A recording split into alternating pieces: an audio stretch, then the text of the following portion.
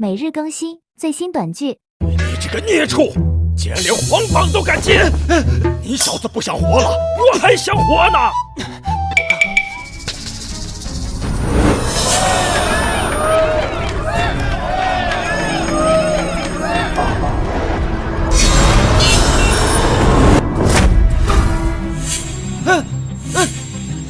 哪里的金发妹呢？那么大一单生意我给谈成了，我这上百万刀了呢！这是给我干哪儿来了？这他妈还是国内吗？这孽畜，老夫就数到3声，你马上给老夫滚下来！1、2，哎，你是哪儿来的满口喷粪的老东西，还敢骂我？大公子这是怎么了？怎么跟老爷这么说话？公子今天接了皇榜之后就不对劲儿了，看来是真是疯了。完了，完了！你这个孽畜！来人呐，去将长梯和老夫的刀取来！与其让这孽畜冲撞陛下，老夫今日先行清理门户，然后再去陛下面前亲自谢罪。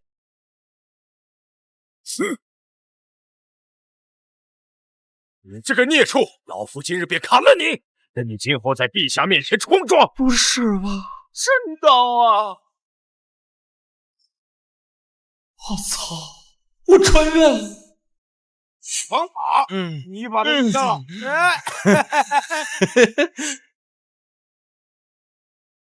孽畜，老夫砍死你！这真是我爹！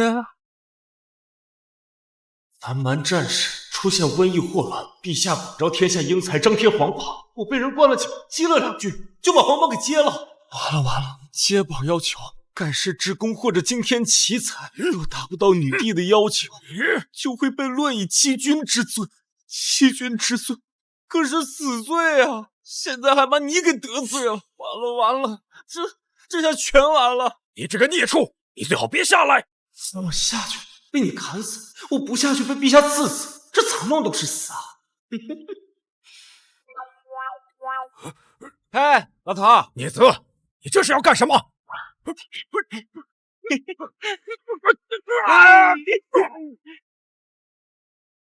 你这个孽子！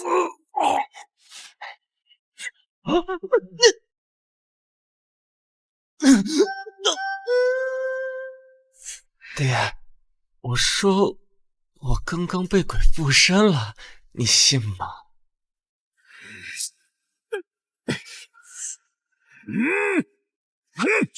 你不妨问问老夫手里的刀信不信？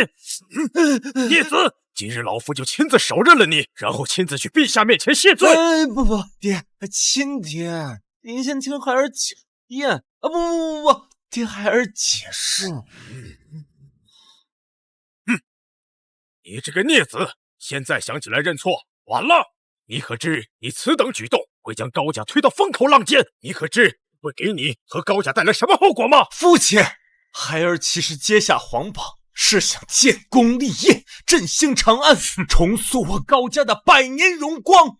事已至此，就算被我亲爱的老父亲暴打一顿，我也认了。好，那老夫就如你所愿。来人呐，把藤条取来！父亲，您先听孩儿说完嘛。好，老夫就给你一个狡辩的机会。你要是不说出个1、2、3来，老夫今日就要抽死你！父亲，当今女帝刚登基，求贤若渴，孩儿此时接下了皇榜，必将成为整个长安的众矢之的。若此时被父亲打得10天半个月下不了床，见不了陛下，到时候遭殃的还是您和高家呀！你小子说的倒是在理，但今日之事绝对不能算罢。取藤条！父亲可曾听闻过毒誓？毒誓，谋事有3：谋己、谋人、谋天下。谋己者，毒誓也。今天下一统，而北方不安，内有奸佞祸国，藩王割据，外有南蛮虎信眈眈，寻常手段难以生效，唯有毒誓可治天下。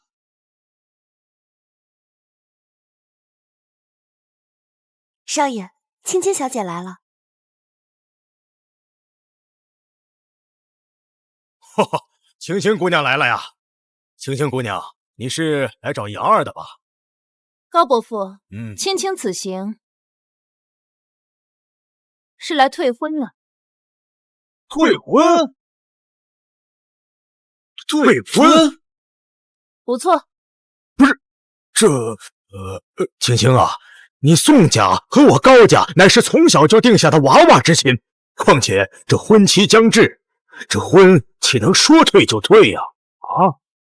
伯父，此行青青也是奉命行事。有意思，刚穿越就被未婚妻上门退婚。你等宋家可曾想过我高家的脸面何在？宋家此举就是要把我高家推到这风口浪尖，为世人所耻笑吗？这件事是我宋家不对，但无奈是整个家族的决定，青青也无可奈。父亲大人特意命我来传话，若他日定国公府遇到什么麻烦，我等宋家定当鼎力相助。你老夫滚！告诉宋礼那个老家伙，就算是退婚，也应由我定国公府前去退婚。你一个黄毛丫头，算怎么回事？宋家又是个什么东西？那青青便在宋府等定国公大驾光临。给老夫滚！哼！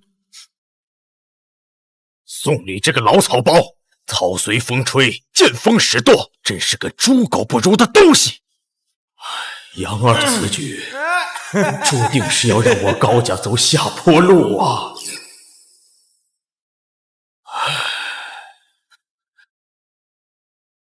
耻辱！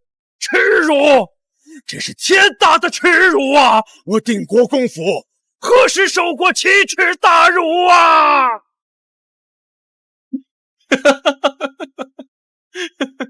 你竟然还有心思笑得出来！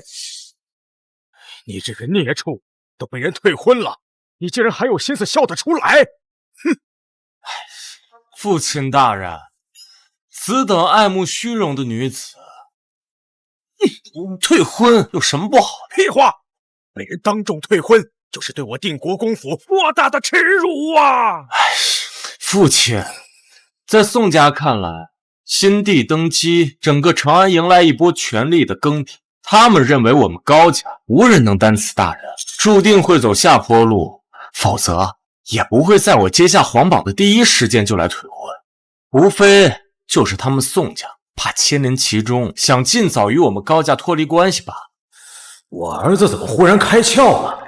难不成之前是在藏拙？如今长安朝堂腐朽不堪，天下藩王割据，可谓是士卒林立。孩儿一心想重现咱们家族当年的荣光，注定不会辜负父亲大人的期望的。哼，麻烦！要不是你擅接皇榜，我高家又岂会被人当众退婚？老夫又岂会冒着被灭门的风险去见女帝？哼！走！我即刻带你入宫面圣，一旦到了太极殿，这一切都得看你自个儿了。我说让女帝对你刮目相看，但求无错呀！你给我记住了，待会儿见了女帝，千万不要大张旗鼓，否则莫说是你，就是咱们整个定国公府也会因为你遭受牵连的，懂不懂啊？走啊！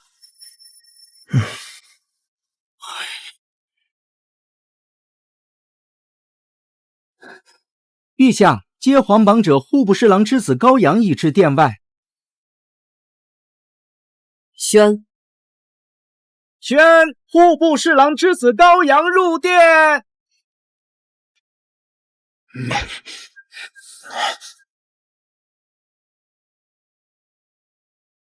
跪下！拜见陛下。平身。谢陛下。女帝刚登基不久，正想做出一番事业。我若是能抱住女帝这个大腿，那么今后可就高枕无忧了。真以为敢接求贤令者，必定是个万中无一的惊世之才，没想到，哼，朕问你一个问题，陛下请讲。当你亲手杀了仇人全家，看着遍地的尸体，正心头畅快之时，发现屋内还有个孩子，你会当如何处置？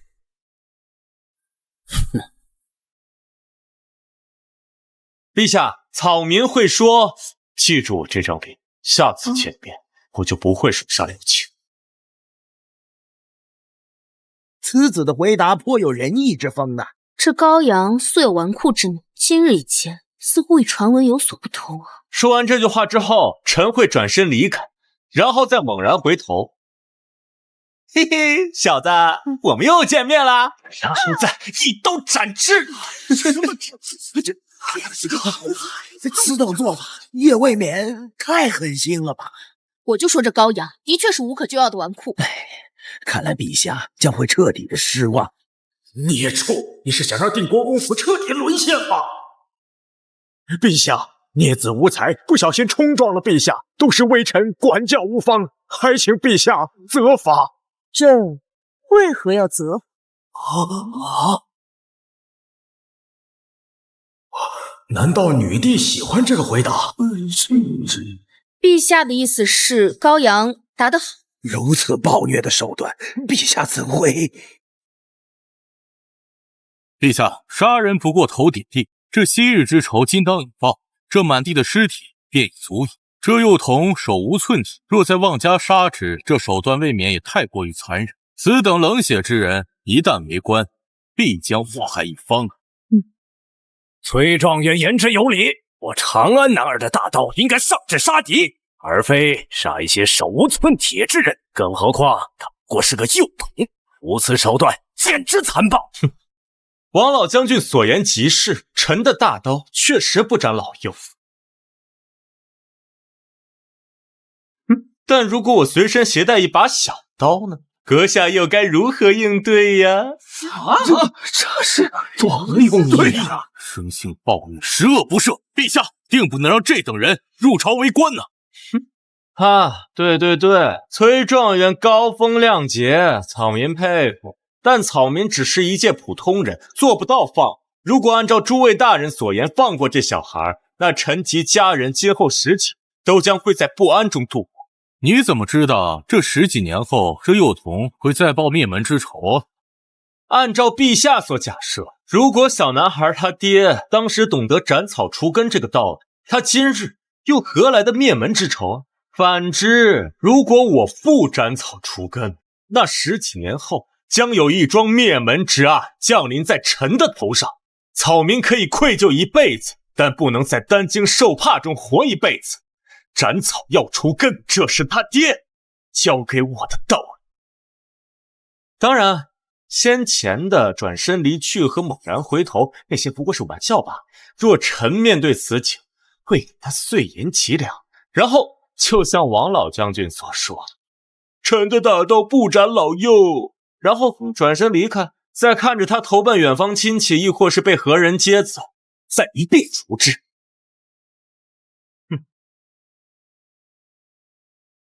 动手时，大部分人的心脏长在左侧，但也有极少一部分长在右侧，所以为了以防万一，左右各来一刀。屁股最好也来上一刀。高阳你崔状元不要生气嘛，臣不过是做个假设而已。高家100年将门，后辈竟是如此阴险狡诈之人，若是此子掌权，老王家的蚯蚓岂不是都要被劈成2半？陛下，高侍郎之子所言不无道理。要是那小男孩的父亲知道斩草要除根的道理的话，也不会有如今的满门之祸。末将赞同高侍郎之子所言。斩草不除根，春风吹又生。小男孩的父亲当年若是狠心斩草除根，又岂能有今日这灭门之祸？你的回答朕很满意。草民不过是实事求是罢。刚才朕的问题只是一个小小的，若想当我大钱的官，为百姓请命可没那么容易。愿陛下赐题，臣愿为陛下效犬马之劳。刚才的问题只是考验你高阳有没有考核的资格，接下来才是真正的考核。此题事关国事，不单单是考验高侍郎之子高阳，众爱卿若有感而发，都可畅所欲言。若朕满意，必当重用。戾气流行，家家有僵尸之福，事事有豪气之哀。而眼下正值我大前与南蛮两军交战，前线昨日发来急报，我军攻城久攻不下，粮草也只够维持10日。在这10万火急之时，军中又出现瘟疫，人心涣散，岌岌可危。众爱卿可有良计破此局？殿下，眼下与南蛮交战，我军被瘟疫搅得溃不成军。依臣之见，应让臣召集大前所有御史大夫，火速赶往战场去救治那些伤兵。我将也会火速前往后方调集粮草，即日便可送往前线，以解军粮之忧。少将军虽然率真勇猛，但还是精力太少。瘟疫具备极强的传染性，1日便可传染整个军营啊！此法不管用啊！待你粮草运至军营，军营估计早已饿殍殍零，横尸遍野呀！那你说该怎么办？陛下，这少将军的做法确实不可取。据史书记载，瘟疫的传播性实在恐怖，若不严加防护，别说是我大前军营将士，恐怕士大夫们也难以幸免。届时，我大前的百姓都将被感染。崔星河，你乃我大前状元，据说6岁作诗，12岁通读经义，精通策论，是我长安4大才子之首。对于此事，你有破局之法？启禀陛下，臣暂时还未想到破解之法，但是请陛下再给臣1炷香的时间，臣一定给陛下一个满意的答复。好，周爱卿，你是3朝元老，又熟读兵书，早年间给我朝献过诸多良策，乃我大前的国之军师，此事可有破局之计？陛下疫情连年，民不聊生，戾气通过口鼻吸入体内，感染后若不及时治疗，死亡率极高。但一旦感染瘟疫，哪怕是死了，尸体上也有瘟疫病原，唯一的办法就是烧了。烧？周爱卿的意思，我军不战而败？臣不是那个意思，而是将得瘟疫而死之人烧了。高阳，此等国事，你还有心思发呆？陛下，臣在思考，毕竟关乎国家大事，自然不能有半点马虎。臣在想一个合理的方案，望陛下容臣好好想想。哦，是你接了朕的求贤榜，若今日你想不出，朕可要治你一个欺君之罪。朕只给你半炷香，婉儿，请虎头铡。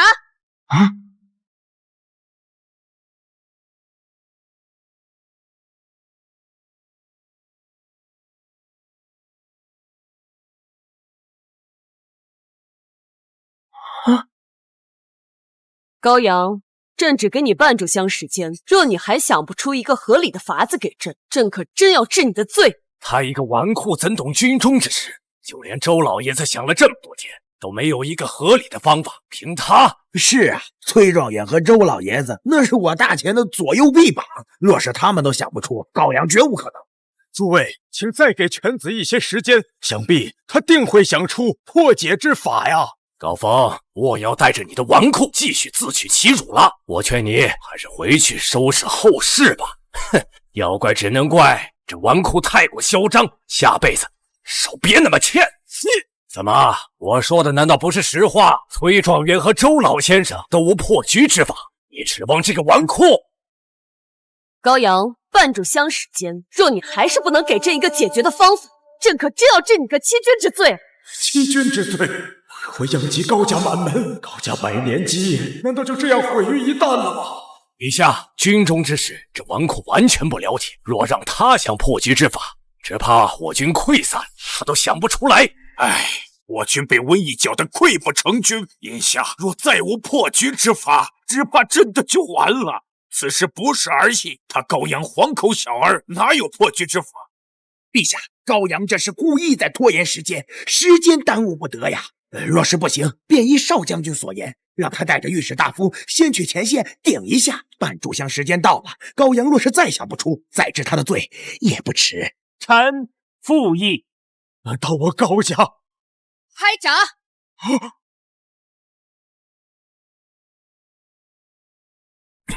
定国公府竟然被一个后辈的无知弄成如今这般，真是可笑。瘟疫乃是天灾，你们谁能有办法啊？连我都没想到一个万全之策。高阳啊高阳，即便你能在陛下面前表现出众又能如何？今日便是你的死期。斧头铡开，刀臂见血，定国公府今日难逃一劫呀！若非那纨绔接了陛下的求贤诏，定国公府又何至于有今日之劫啊？陛下，这事关军中大事，让这等后辈破局的话，怕是有点难呐。况且周老爷子和崔状元也无计可施，高阳他事关国事，均无戏。陛下，高阳乃我定国公府唯一的血脉，不能斩呐！陛下，微臣愿携我定国公府所有的家丁，追随少将军去前线补罪，还请陛下宽恕我儿高阳啊！好啊，你高风求情。若今日高阳想不出来，你们父子2人一并砍了。来人！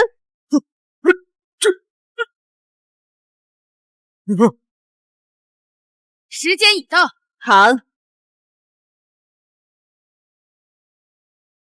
等等，草民想到。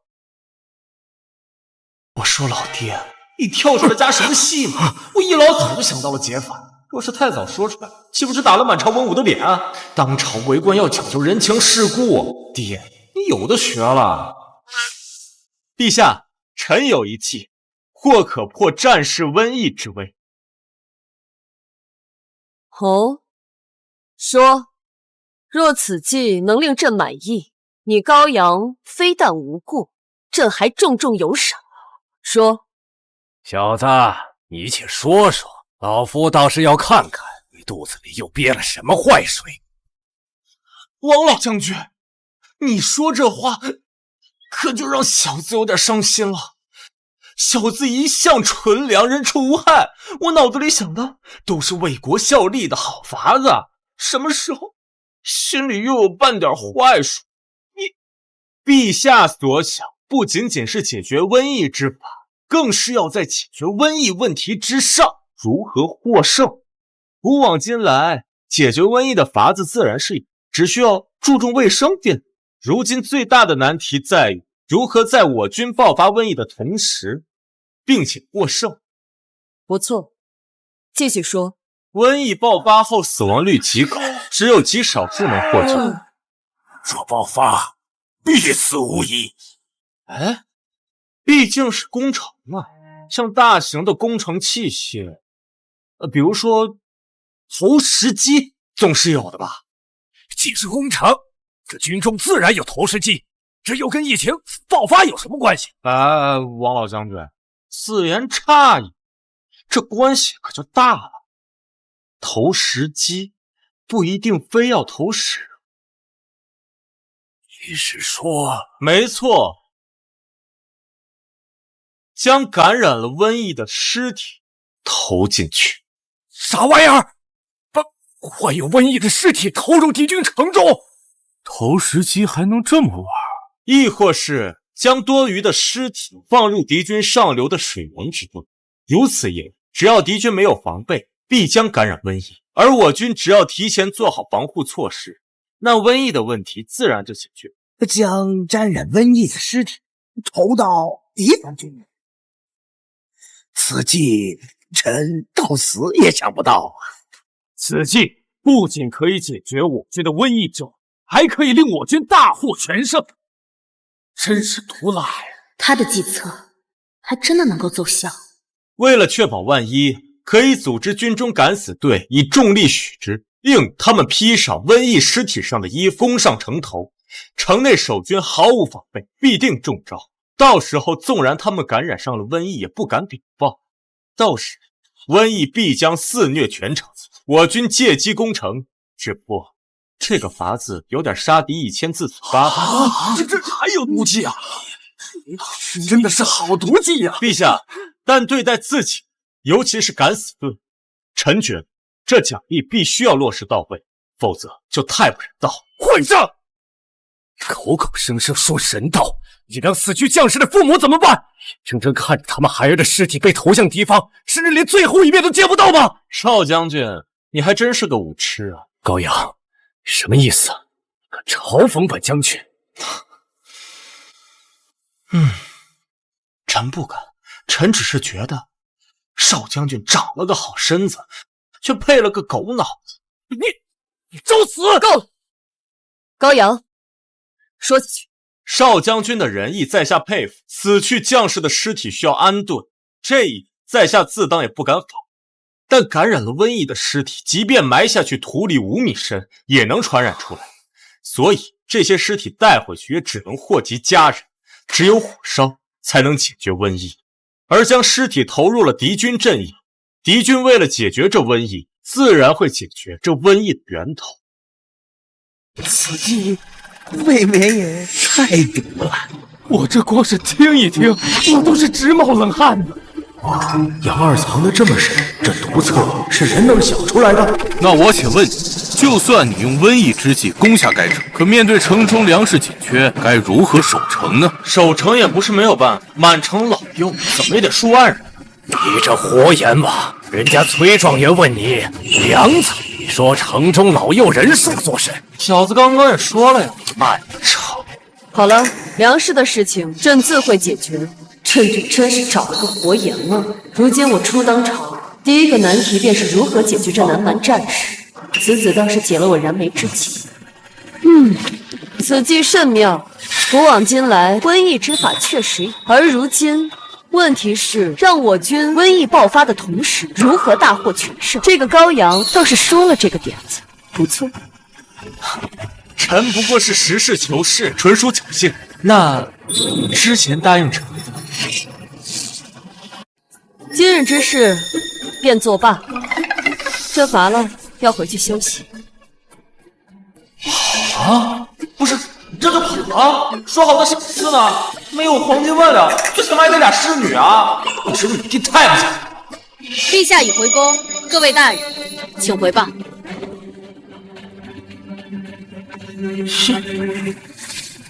没想到女帝竟然这么喜欢毒气，果然是自古深情留不住，唯有套路得人心呢。杨二，你一个人在那嘀咕什么呢？哦，没什么。哎，女帝并未全责，那孩儿这一关就算过了吧？待会儿回府，不至于还要挨揍吧？不打了，不打了。但是我刚才还是不大明白，如果陛下继续选择不增粮的话，那么这粮食打哪儿来呢？父亲大人，这个就得你自己悟。接下来的日子就少了。老爹是户部侍郎，爷爷是当朝国公，我这身份就明显是官二代。我岂是有此等显赫的身份，又何苦在字门口入虎口夺食？这个臭小子！父亲大人，陛下如何责罚定国公府？昏退了。定国公并未出面，高侍郎闻言大怒，说此事不会善罢甘休。父亲这般问，可是朝堂上出了什么变故？高阳一直在藏拙，的确是有点本事在身上。定国公府这次成功化险为夷了。什么？这家伙何时有这个本事，竟能在朝堂上化险为夷？不过父亲大人何必担忧？陛下既没有当众赏赐，就代表还未做出选择。高阳爱我如宝，整个长安皆知，此事还有斡旋的余地。再说长安天下世家林立，你女儿的本事一定会找一个有济世之才，胜过高阳100倍的天之骄子。定国公毕竟年迈，放弃也不可惜。希望如此吧。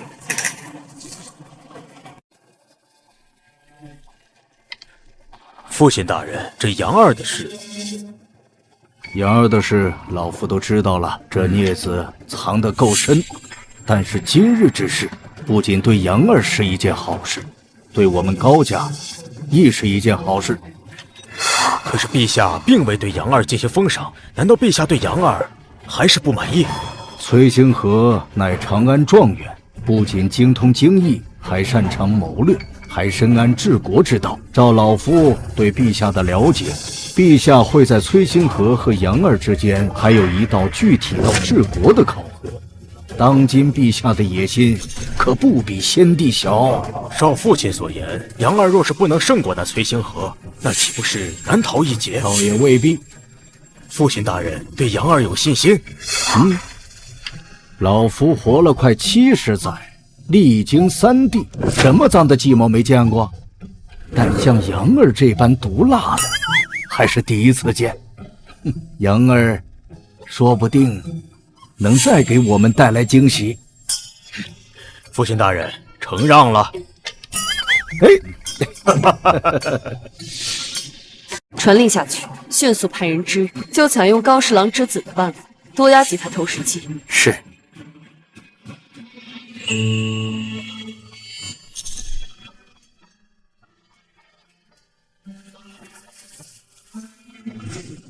陛下，您可是在想高侍郎之子？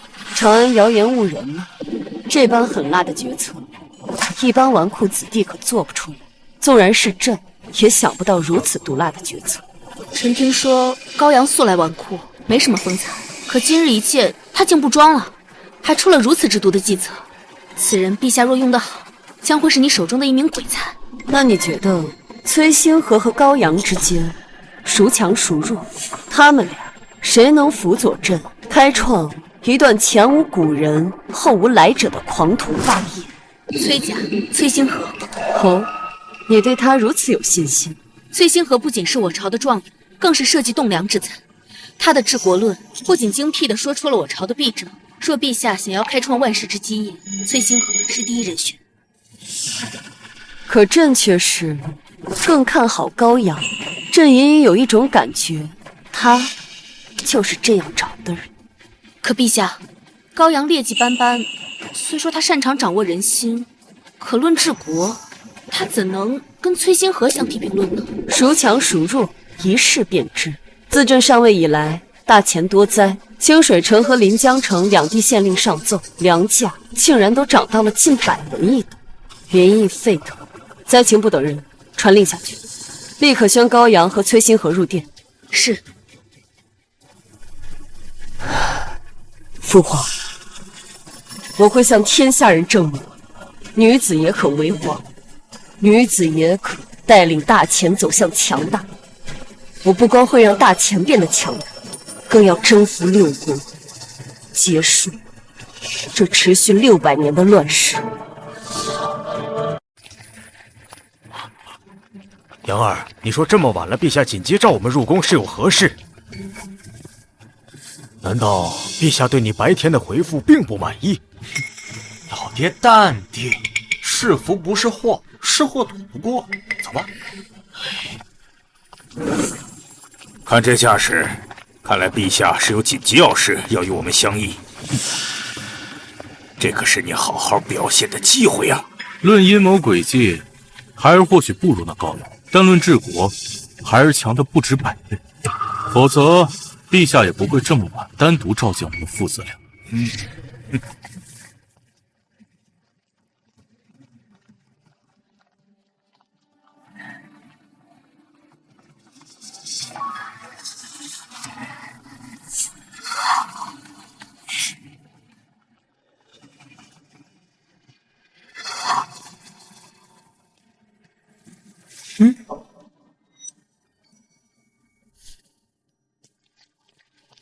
陛下，人已带到。拜见陛下。众爱卿平身。谢陛下。不知陛下召我们入宫是为何事？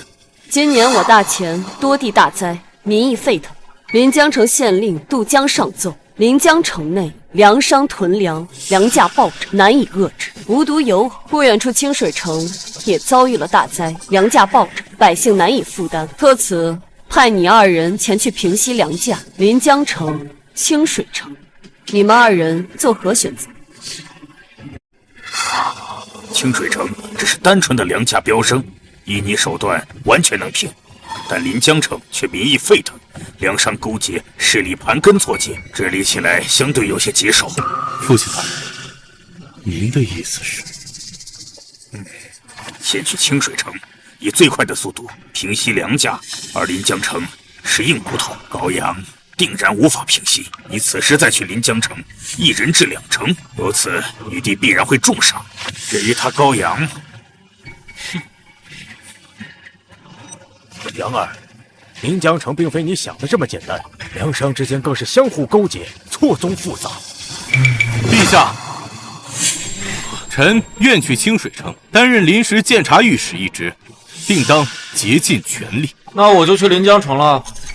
杨儿，好，赐定国公府高阳监察御史之权，接管临江城大小一切事宜。赐崔家崔星河清水城监察御史一职，接管清水城大小一切事宜。朕要你们以最快的速度平梁价，还当地百姓一个安宁。谢陛下圣恩。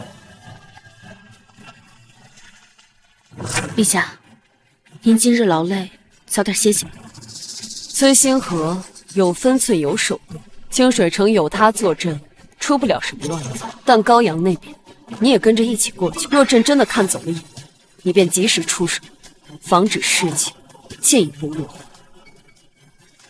但此人并非常人之流，不到万不得已，还是莫要出手。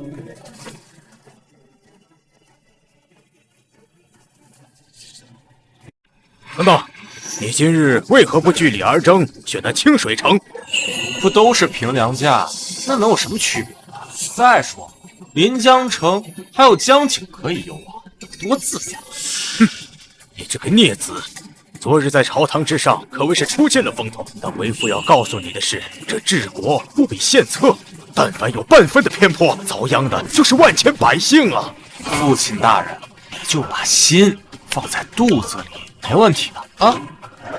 临江城距离长安有200多里地，这一路上免不了舟车劳顿。雨罗呀，你跟着杨儿，负责照顾他的生活起居。是。这小脸蛋，这皮肤，这老爹也太贴心了吧！杨儿啊，现在这个长安可谓是暗流涌动，你若是没有十足的把握，可千万不要逞强啊！雄鹰终将展翅，如果一直都在家族的庇佑之下，又如何能展翅长空，俯瞰天下？陛下刚刚登基，如果我现在得到女帝的重用，定当再续定国公府晚年辉煌。区区临江城梁家，10日之内必降。父亲大人，你就在这长安好好等着孩儿的好消息。这偌大的高家，也该换个人来扛。但愿吧。上官大人，你怎么在这儿啊？陛下有令，命我随你一同前往临江城。也是，毕竟一城之百姓，容不得半点闪失。是高公子聪明伶俐，深得陛下重视。那这次去临江城，我有多大的权力？监察御史代替陛下巡视天下，掌生死大权。临江城的一切，上至县令，下至百姓，皆由高公子管理。也包括你。啊，看个腿！高公子，你这话是否过于冒昧了？大公子，要不您将就一下，先看看奴家的腿。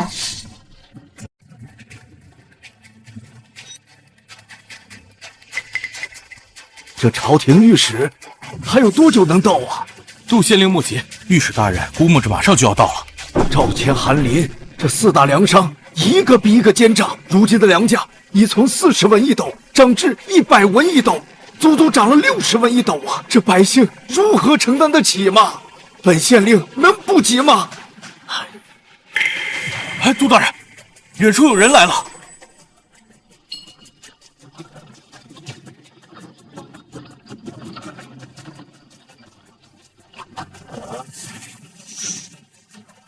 啊，终于到了。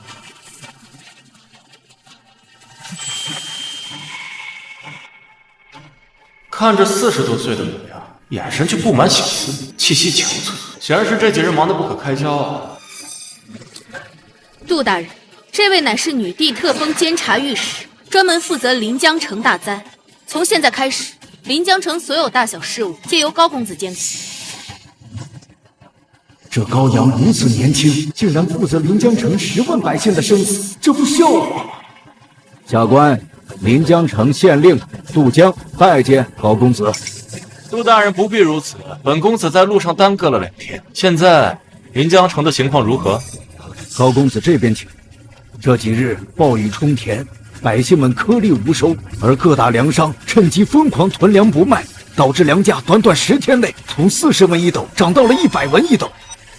那杜大人是如何应对的？下官派人开仓放粮，否则粮价还会飙升。但是根本只是杯水车薪，再过几日粮仓就要空了。高公子，此局何解？若是崔壮，或许会以权压人。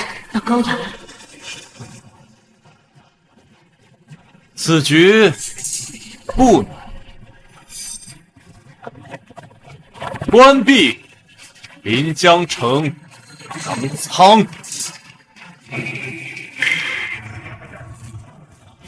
还望高公子不吝赐教，本官替10万临江城老百姓拜谢高公子。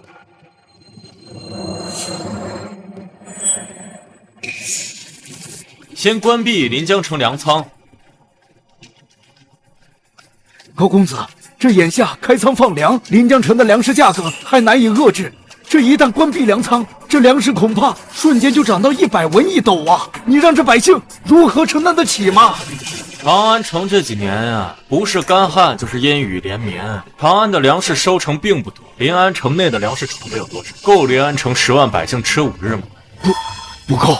可是这粮仓一旦关闭，这临江城粮价必定暴涨，这百姓能承担得起吗？高公子，此言属下官不可赞同。纵然开放粮仓100文一斗的价格，杜大人觉得多少百姓吃得起？况且本公子这不是在跟你解释，这是命令，你没有选择权。下官这就去关闭粮仓，但是高公子你要想清楚，一旦关闭粮仓，粮食价格暴涨，这个责任7日之内，临江城粮价若是不降，一切后果由本公子一力承担，哪怕是本公子这条命。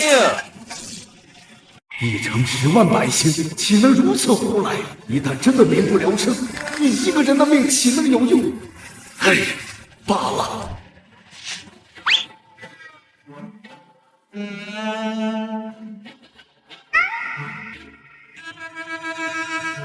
你把那个临江城的地图给我拿来。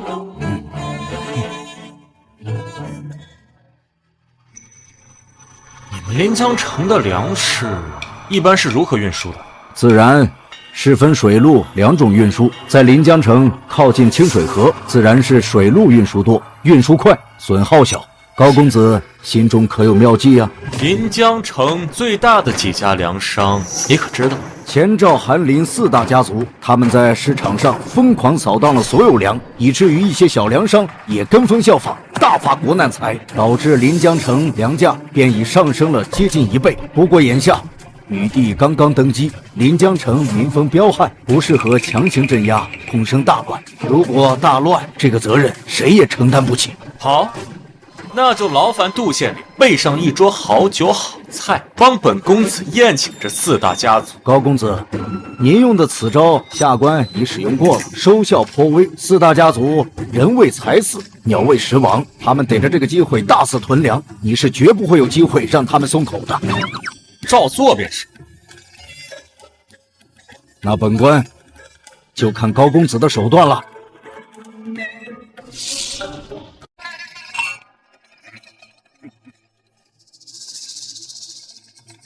哎呀，杜大人传来消息，说朝廷派来御史，特召我等前去，恐怕是为了降粮价。我等如何是好啊？哼，怕什么？他们说降粮价就降粮价，只要我等齐心，大钱连免天灾。临江城内的粮库绝对没有多少存量，粮库放出去多少，我们就吃下去多少。这临江城的粮价不但不会跌下去，还可以涨到110文一斗。只要我们把握住机会，足够我等后代不愁。老夫听说这新来的监察御史非常年轻，而且又是自长安前来，恐怕有大背景。我等如此不给面子，万一惹怒了长安的大人物，恐怕只有灭顶之灾呀。女帝登基，这天下终究是讲法，但赵家主所言是有道理。监察御史既然到了，就该给个面子。临江城粮价是100文1斗，咱们晚宴之时，我等再降5文，这5文就是给监察御史的面子。但老夫提前说好，谁若断我财路，哼！休怪老夫不会善罢甘休。林老说的是，我等为林老马首是瞻。只要我等一心，这临江城的粮价就由我们说了算。换一身普通的长袍，随老夫一起赴宴。林老所言极是，还是林老手段高超啊！我等这就回去换身普通长袍。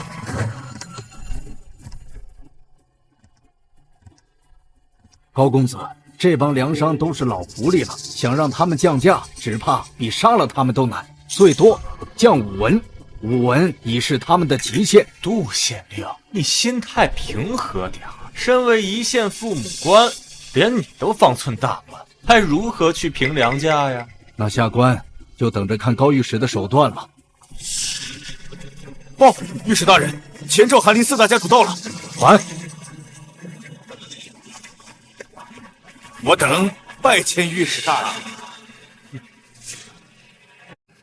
素闻赵钱韩林4大家主在这临江城已有100年之久，在这附近100里，那也是有名的富商啊，怎么今日一见如此落魄？高御史有所不知啊，临江城遭受大雨侵袭，良田尽毁，导致流民遍地，百姓无粮可吃。我等实在痛心呐！这段时间都是在连连施粥啊，更是拿出大笔银子赈灾，如今已是入不敷出啊！这几年大钱连连天灾，百姓生灵涂炭。我等虽是受百姓爱戴的附身，可在慷慨解囊之下，我等已经弹尽粮绝了。高御史到了，我等压力也小了许多。 4大家主真是高风亮节，有悲天悯人之心，高阳实在是佩服。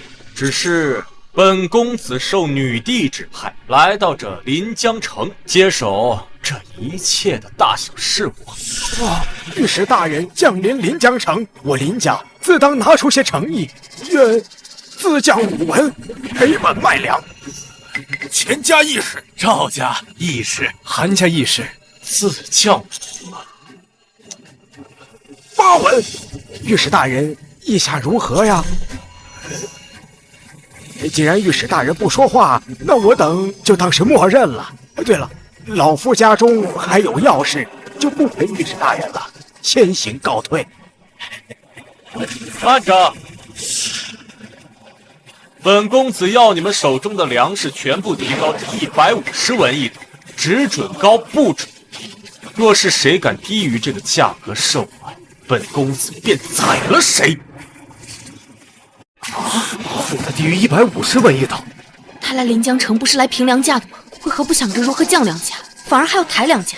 老夫可能是年龄大了，这耳朵听不太清。您刚才说我们是不得低于150文一斗卖粮。高公子，你这是？本公子的意思很难理解。150文一斗的价格。 谁敢低于这个价格售卖，被本公子抓到，谁便人头不保。这一次，尔等可听清楚了。敢问高御史，此事可会张贴榜文？这顿饭后，粮价不得低于150文一斗价格售卖的榜文，将会张贴至临江城的每一条街道。那好，那我等就回去准备了。告辞。你们还愣着干嘛？ 他们不吃，咱们吃，别浪费了。走。林老，这新来的御史打的什么心思？不让我们降粮价，反而将粮价抬到150文一斗，这其中会不会有什么问题？老夫活了半辈子，什么架势没见过，还从未见过粮食暴涨再跌下去。不管这高御史什么心思，都与我等无关。当下只管趁着大好的时机大捞一把才是。若是临江城大乱，这都跟我等无关。我等遵守的是县衙的意思。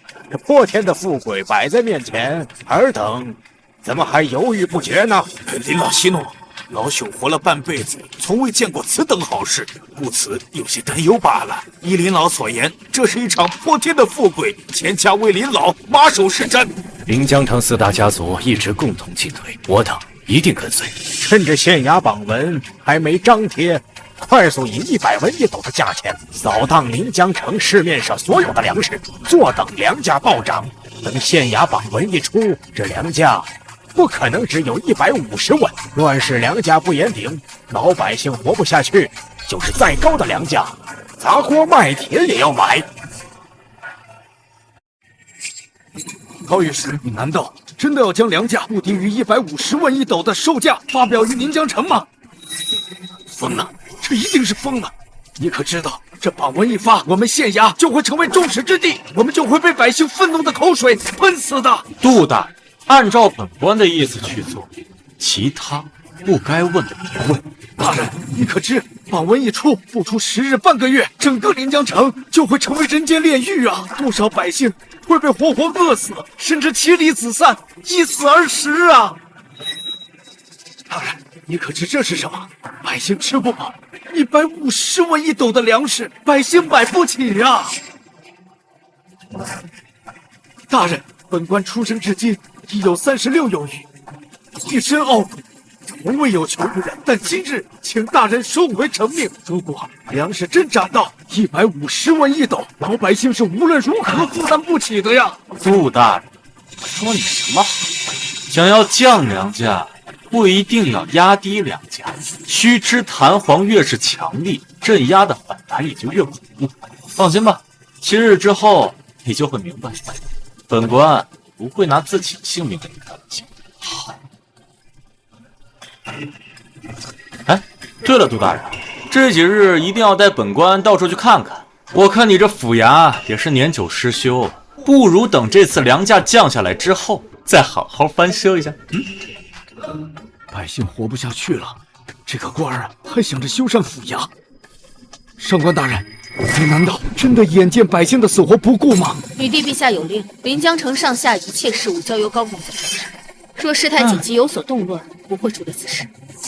恐怕到时候就晚了呀！我得以最快的速度告知陛下，别让他们胡来。临江城数10万的百姓，恐怕就完了。请我笔墨来，我要连夜上奏陛下800里急事，弹劾此流。报！临江城800里急报！800里急报，呈上来。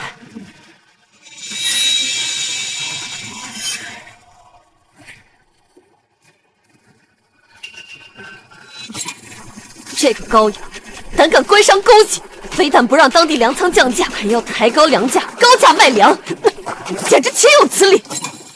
我看这个高阳不像是庸才，难道别有用意？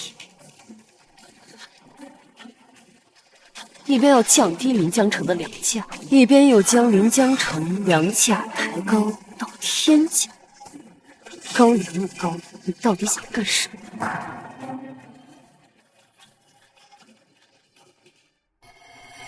陛下，臣弹劾定国公之子高阳。高阳为临江城监察御史，但他却官商勾结，下令临江城粮价不仅以150文1斗，还要大肆翻修府衙，此乃实在昏庸。望陛下下令惩戒，以儆效尤。要而官商勾结，下令临江城粮价不得低于150文1斗。150文1斗，这若时间一长久，岂不会引起巨大民愤，甚至是饿殍遍地，人间炼狱啊！老夫赞成周老先生所言，请陛下严惩。官商勾结抬高粮价，简直胡闹！陛下，临江城粮价而今已突破150文1斗，只怕时间一长，莫要说临江城百姓买不起，如若这串数字流传出去，只怕长安千万城都会跟随临安城的价格而涨价，届时又有多少人能买得起？所以陛下，还请您派人制止高阳这肮脏的手段。哦，如今王世子，皇叔今日为何没有上朝？回禀陛下，家父重病，在家休养，臣替家父上朝。但今日此事若被家父所知，必定弹劾高阳。既然如此，那就让皇叔在家里好好休养，莫要为了高阳这等小事带病上朝弹劾。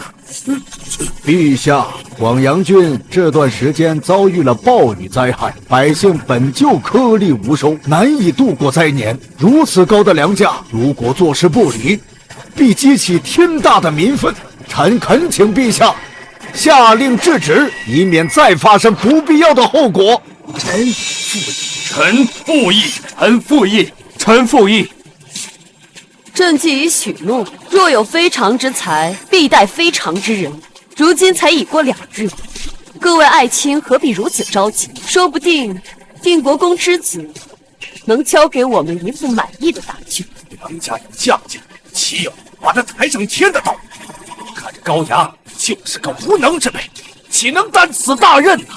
王老将军，你是在质疑朕的眼光？臣绝无此意。临江城乱不乱？朕早已安排妥当。杜县令既然说高阳大放厥词，7日内粮价必降，那朕就给他7日。此事朕已决，无需多言。那高阳如此目中无人，大放厥词，难成大器。看来我们宋家退婚是对的。父亲大人，可是临江城传来了消息啊。没错，那高阳到了临江城，他干的第一件事就是召集了临江城的4大粮商。不过他非但没有第一时间降低粮价，反而他严令4大粮商以150文价格卖掉。结果闹得怨声载道，今日弹劾他的奏折都送到了太极殿上。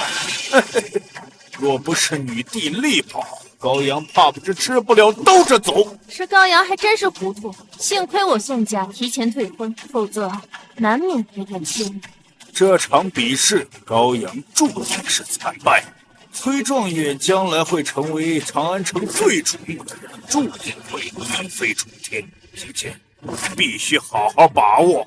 父亲大人放心，崔公子才华满京城，光彩夺人，女儿私下早有接触。崔公子对女儿应当也是有好感的。若是拿下了崔状元，那我宋家必定大兴！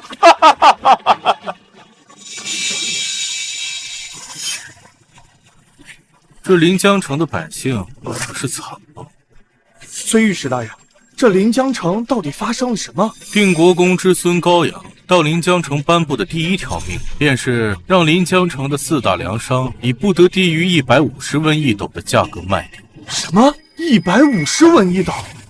定国公权势滔天，他的名号整个长安人尽皆知。这高阳可是定国公之孙的身份，比我崔氏都强大。他不想着以这身份仗势欺人，压迫那些粮商，以低价把粮食卖掉。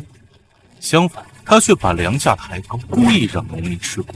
这么好的身份，真是糊涂。比起治国这方面，还得是您崔御史。您这几日之内，便让这清水城的粮价从100文骤降到90文了。如今这市面上的粮价已经稳定到90文一斗了。县令大人，麻烦你传本御史令，告诉那些粮商不要太贪，否则惹怒了本御史，谁都不好收着。这清水城的粮价必须再降8文钱，82文一斗，他们依旧能赚。这人嘛，总要懂得适可而止。若是他们给本官一个面子，待本官回到长安，成为女帝手下中书舍人，必定会感激。如若不给，他们就各凭手段。只不过这代价，他们承受不了。崔公子还要再降8文钱？这清水城的粮价，本官在暗中调查过，这柳田2大商家几乎是以53文一斗的粮价大肆囤粮，更别提他们府中还有去年的陈粮，82文一斗，他们依旧有的赚。这样也不会让农民群情激昂，也不会导致鱼死网破。县令大人，这为官者呀，一定要学会一紧一松，一张一弛，打一棒子，给一颗甜枣，这便是治国之道。崔御史大人，下官代清水城5万多百姓拜谢崔御史。这长安城有崔御史，乃江山社稷之福啊！崔御史大人，下官即刻传令下去。一边是清水城骤降18万，一边是临江城以150文一斗的价格买，甚至更贵。崔星河呀，崔星河，你注定闪耀整个长廊。哈哈哈！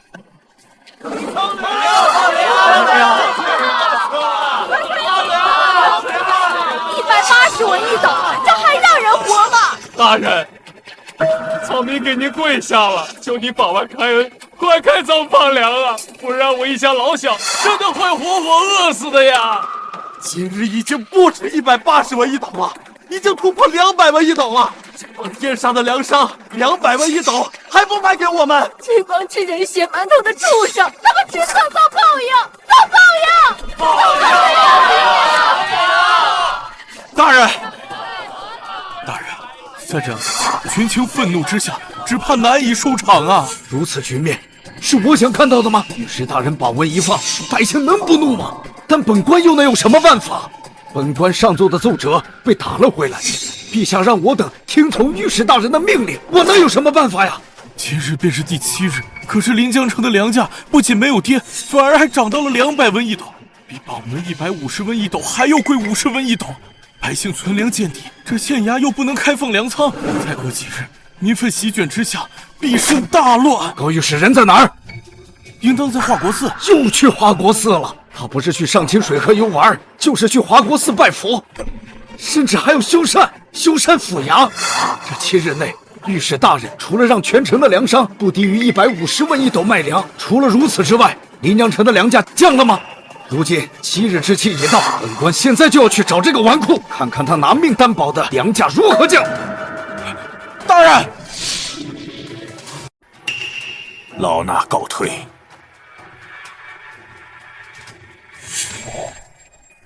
高御史，这7天时间已经过去了，临江城的粮价不但没有降，反而一路走高，现在已经飙升到了200文一斗了，还在涨。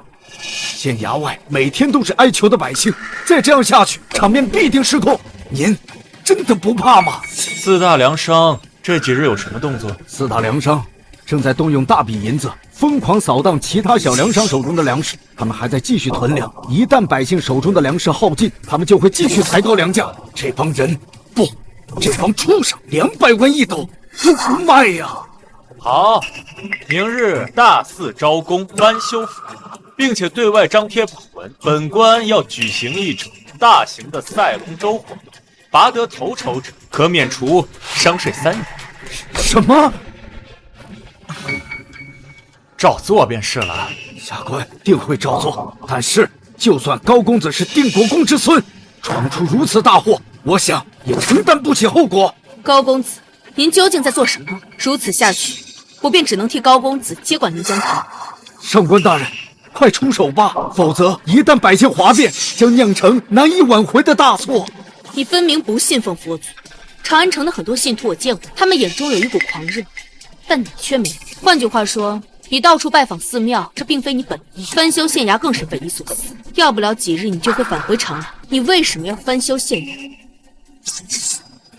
背负一城之骂，令临江城粮价暴涨，你究竟在想什么？今日你必须给我交个底。好，可以告诉你，杜大人，可还记得7日前本官跟你说过什么？可是那句要想降低粮价，不一定要压低粮价。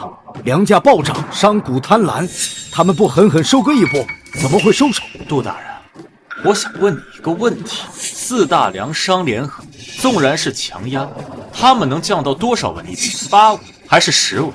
纵然是粮价降到了80文一斗，又有多少百姓能买得起？除非高举屠刀，将他们全部诛杀。一旦诛杀，满城的商贾都将会提心吊胆。对于百姓而言，150文一斗，或者200文一斗，又或者是250文一斗，又有什么区别？总归都是买不起。但临江城粮价暴涨，甚至官府下令不得低于150文一斗售卖，这会吸引什么前来？外地粮商。没错，赵钱韩林四大粮商贪婪地扫荡着本地的粮食，想抬高粮价。本地的一些小粮商也借机囤货，妄想卖出天价。天下熙熙，皆为利了；天下攘攘，皆为利。临江城粮价暴涨的消息正在以一个惊人的速度传遍周边各地。这几日，城门口、码头边，每日运粮的马车和货船都在这里。这临江城外地粮商的人数每日都在上涨。如今，临江城早已不缺粮。发财了，发财了！现在整个临江城的粮价就像是一个巨大的气球，看着它，但一戳就破。这帮商贾想发国难财，这一次本官要他们家破人亡。那大人翻修县衙、办龙舟赛，意欲何为啊？杜县令，你过一段时间就知道了。就算是50文一斗的粮价，百姓也需要银子买。大人，下官有罪。下官不但愚笨，竟然还弹劾大人。四大粮商根深蒂固，县衙内不知道多少他们的人。前几日的弹劾不足挂齿，杜大人不用放在心上。大人，就在1个时辰之前，下官来找大人之前，下官又写了一封弹劾信，并且措辞更激烈，语气更激动。我操，又一封！高公子不用担忧，我会立刻再修书一封，快马传至长安。上官大人，今天晚上劳烦在城外用沙土装满袋子，等我消息。切记不要走漏风声，本官有大用。我会持陛下旨意，从城外驻军调一支兵马，前往配合公子。今日将会是临江城一众粮商最后的报告。明天我会让他们知道什么叫做真正的绝望。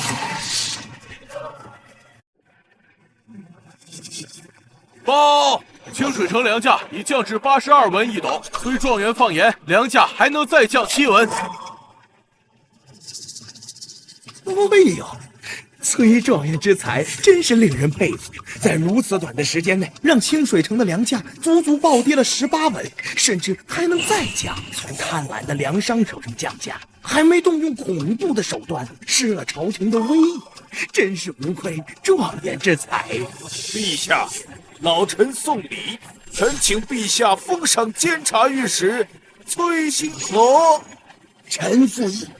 臣附议。不过这清水城和临江城距离不过几十里，这清水城粮价跌至82一文，这临江城的粮价该是多少呢？清水城的消息到了，想来临江城的粮价消息也快到了。7日时间已到，若未能将临江城粮价跌至稳定水平，那今日可就危险了呀！报！临江城最新消息，临江城的粮价已突破200文一斗。杜县令传来急报，弹劾监察御史高阳。你再说一遍，临江城的粮价突破多少文一斗了？高侍郎大人，临江城的粮价已突破200文一斗。消息确认无误。启禀陛下，这7天临江城的粮价一直居高不下，而且这是2日之前的消息，如今临江城的粮价可能更高。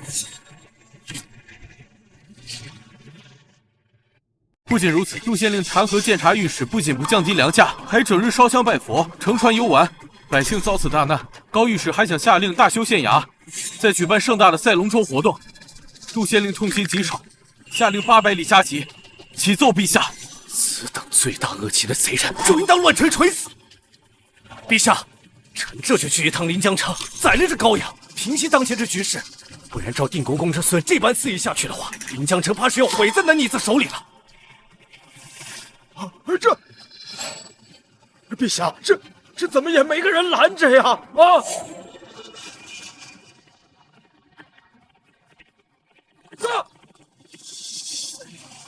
让啊！动作快点。走。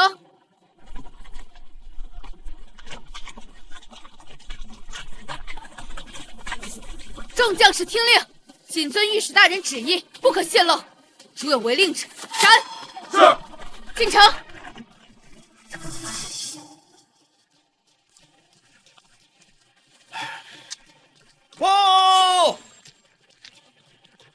粮粮价昨日以200文一斗的价格再次暴涨50文，现在已经是250文一斗了。是。杜大人，这一大早上你都晃了10几圈了，都快把本公司给晃晕了。大人，外面这民愤，您坐得住，下官坐不住。杜大人，去取临江城的官印来吧，予以入瓮。该杀。大人，可以收网了吗？即刻起张贴榜文，临江城粮仓全面开仓放粮，以105文一斗的价格全面兜售。这份榜文务必要传遍临江城的大街小巷。从即刻起，派兵接管码头，所有的货船不得出城，违令者斩。是，我等谨遵大人指令。大人，属下有些担心，就如您之前所说，倘若开仓放粮，只怕粮仓的粮食不够啊！只要城里的粮商硬挺几天，粮仓的粮食一旦售空，这可如何是好？还请大人指教啊！杜大人难道忘了我在城外的那批赈灾员了吗？赵谦、韩林4大家族盘根临江城100年，他们势力错综复杂，恐怕他们知道粮仓的虚实啊！他们知道，他们能扛。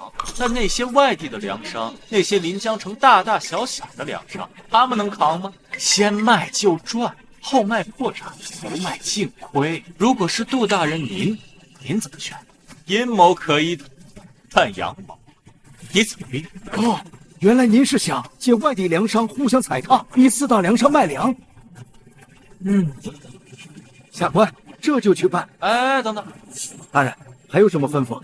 城里的粮食不多，不能卖得太快，让百姓排队购买，一户一户的登记。再对外放出消息，说是陛下要准备赈灾，运了1万车粮食前来临江城。本官生平最痛恨的就是那些发国难财的奸商，所以这次本官会让那些奸商全部破产。大人此计真是太毒了，这帮粮商遇到大人，真是倒了10辈子的血霉。这回临江城的粮价恐怕要暴跌了。上官大人，本公子嘱咐你做的事情可完成好了？放心，都已经准备好了。那就好，等着看本公子的手段。不过，御史大人方才说的那些小道消息，只怕那些外地粮商不会信服。上官大人，你错了。上官大人还是不懂人情。那些外地来的粮商，他们跨越了几10公里前来卖粮，路上最少损耗10分之一。徭役、伙夫，每日的饭钱和工资多出1日，他们的成本都在发高。行，我纵然他们硬语不卖，那他们回去又是一笔更大的成本。这个时候，哪怕是有那么一丁点风吹草动，他们都会风声鹤唳，草木皆兵。并且，这个局最重要的在于此。第一批出手的粮商还有的赚，后面出手的粮商恐怕连汤都没得喝喽。大公子，您不会有朝一日将奴婢给卖了，奴婢还替您数钱呢吧？这几日工资你没完呢。公子是那样的人吗？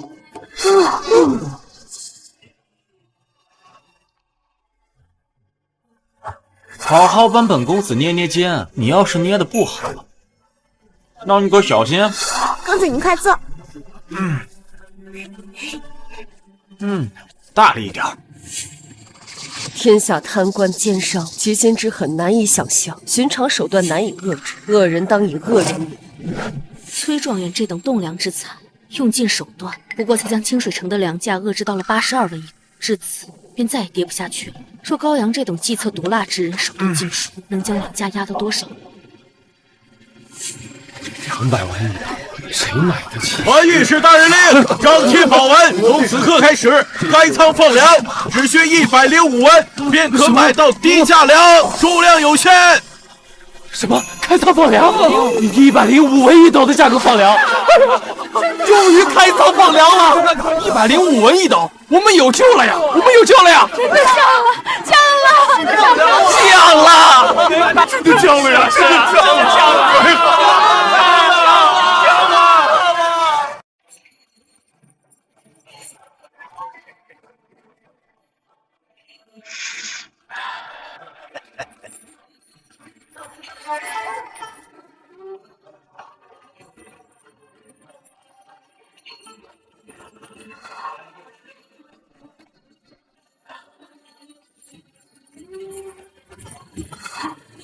林老，这临江城粮食已经涨到了250文一斗，我等还不出手吗？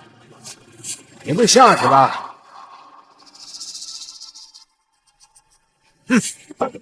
慌什么？临江城内，我们4大家族联手，便可垄断粮价。这泼天的富贵，最少也得要300文一斗。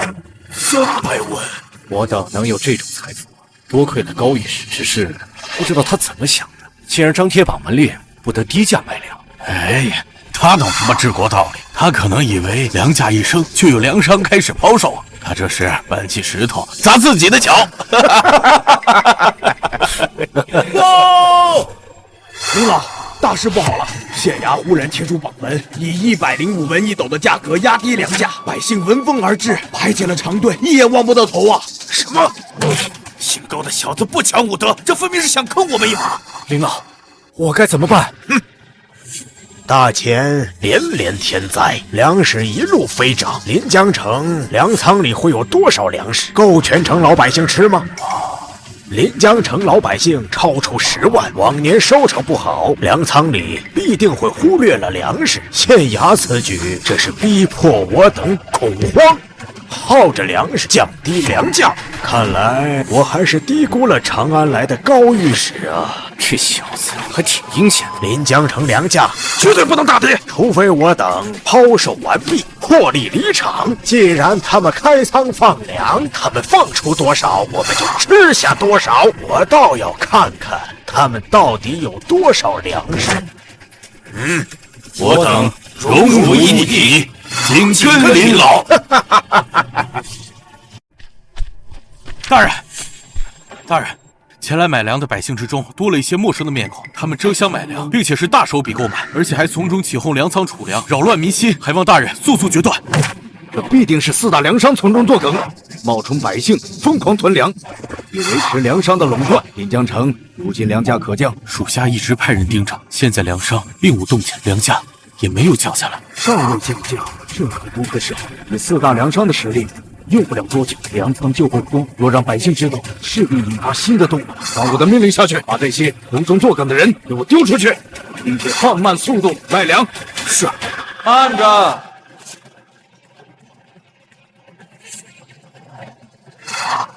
本官突然改变主意了，他们财大气粗，既然要扫荡，那就给他们。本官倒要看看他们能吃下多少。大人，如果如此的速度，用不了1天，4大粮商就会把所有的粮食扫空。外地的粮商还未降价，本地的粮食就是天价，这可使不得呀！张口观望，这是天性，开放粮仓只是计划中的一步。即刻起，封锁城门和码头，命令城外的将士押送粮食入城，进入粮仓，务必要让全城的百姓目睹有源源不断的粮食进入临江城。一切按照步骤说的做，1日之内，临江城粮价必跌。只要将粮仓内的粮食控制在1天之内，让市面上的粮价降得更低，这就算赚了。按照本官说的做，放货。是。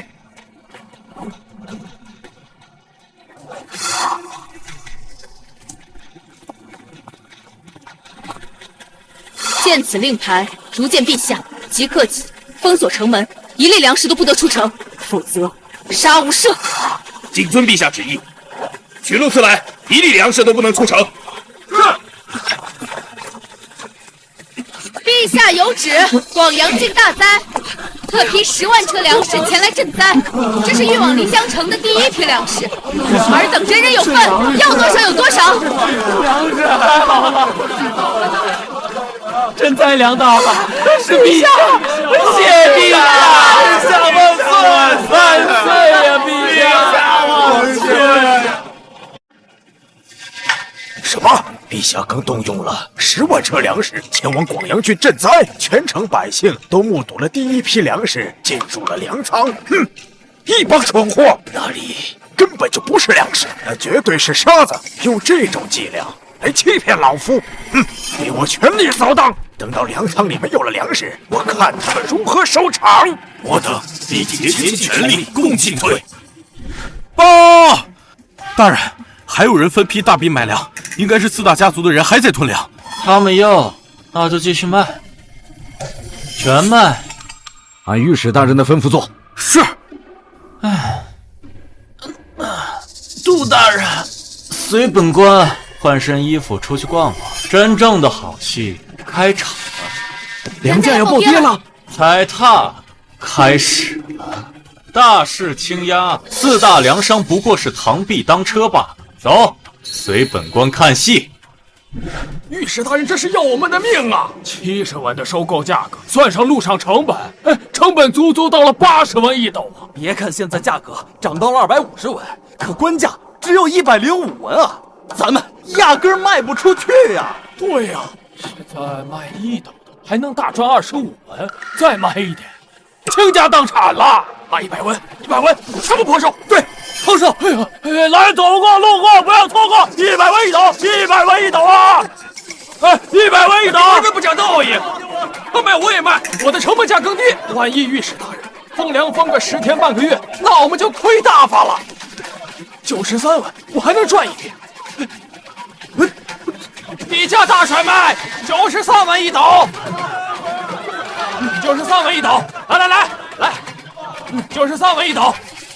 大人，仅用了不到1刻钟，临江城粮价就暴跌了170文之多，最低到了93文一斗。大人的手段，下官叹为观止啊！93文一，杜大人，你太小瞧踩踏效应。这些外地粮商不过是打响降粮价的第一枪，真正的暴跌才刚开始。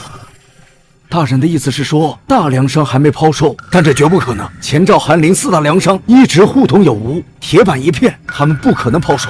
如今这局面，大人的手段已经可以向长安交代了。下官这就去向女帝上奏，为大人请功。铁板一片，杜大人，你太高看这4大家族了。你且记住一句话，这句话不光在长安天下是人，哪怕是过了100年、1000年，也同样是。大人请说。同生义，共死难；同富贵荣，共患难难。外地粮商入城，本官开仓放粮，这些粮商们互相猜忌、踩踏，临江城粮价的暴跌，谁都扛不住。利益之下无朋友，大人一番话如醍醐灌顶一般，下官拜谢大人。高公子这阳谋，上官佩服。只是有一事上官不解，说这些外地粮商不恐慌抛售，那该如何？这是人性。临江城4大粮商手中的粮食大多都是去年的陈粮，他们成本够低，自然是不急。可这些外地粮商不同，他们有的是倾家荡产想大赚一笔，有的是高价卖粮，不惜跨越几十里想来赚差价。这几十里地的路程，也是一个恐怖的数字。临江城大势已定，坐等粮价暴跌便是。这定国公之孙倒是有点意思。杜大人，粮价终于跌下来了。杜大人，多亏了您呐！这粮价再不降，我们一家就要饿死了。谢谢你。哦，林老，大事不好了！临江城粮价已经跌至90文一斗了。不可能，我们的还没出售，又花费数十万两扫货，临江城的粮价不会这么低。区区几个小小粮商影响不了大局，你再敢胡说，我让鬼打死你！是外地商人，他们不讲规矩，大肆抛售。按照这个下跌趋势，恐怕粮价就会跌至90文一斗了。放屁！临江城我4家独大，哪来那么多的外地粮商？我想起来了，高阳这个小子真是心思歹毒啊！林老，你想到什么了？快告诉我呀！老夫玩了一辈子的鹰，最后竟然被鹰啄瞎了双眼。林老，您就别卖关子了，这高御史到底想做什么？哼，张贴榜文，让我们不得低于150文一斗的价格售粮。高阳这小儿，你以为他真的给我们天大的富贵吗？如果粮食涨到150文一斗，除了我们受益，尔等想想还会有谁？高阳是想抬高临江城的粮价，吸引外地粮商前来售粮。临江城50文，一路到了100文一斗，但整个广阳郡的粮价大差不差。受灾严重，100文一斗左右的粮价，好点的80文一斗附近徘徊。高阳到了临江城，粮价提高了150文一斗，而且还有可能攀上50文一斗，甚至80文一斗的利润，吸引外地粮商疯狂涌入。接着他等到时候差不多了，便让县衙粮仓开仓放粮，以105亿斗的价格抛售，令粮价暴跌。哼，可惜呀，我们没有认识到这一点，还以105文一斗的价格全面收割县衙仓内的陈粮。这高阳小儿真是好生歹毒啊！报，李老，县衙张贴榜文称，如今粮仓粮食充裕，御史大人体恤百姓，命临江城县衙粮仓以90文一斗的价格售卖，又足低了15文一斗。这啊，御史大人这是要我们的命啊！不止如此，我还看到县衙人穿着便服，以93文的价格买了不少的粮。我们以105的价格扫了县衙粮仓，县衙竟然用我们的钱，用93文来扫货，再以90文卖。这一来一去，他竟然自己赚了7文钱。李老，外地粮商纵然能压价钱，短短几日不会有多少粮食。县衙粮食全是沙子，只要我等同心恪守底线，等粮价回到100文以后，我还是能够大赚。可如果现在抛售，那我们在临江城就全完了。林老言之有理，此等拙劣的计策，在我等看来简直漏洞百出。我们临江城4大家族共同进退，我这就下令，不许一粒粮食卖入市场。告辞。临江城4大家族情同兄弟，断不会做这种损人不利己之事。告辞。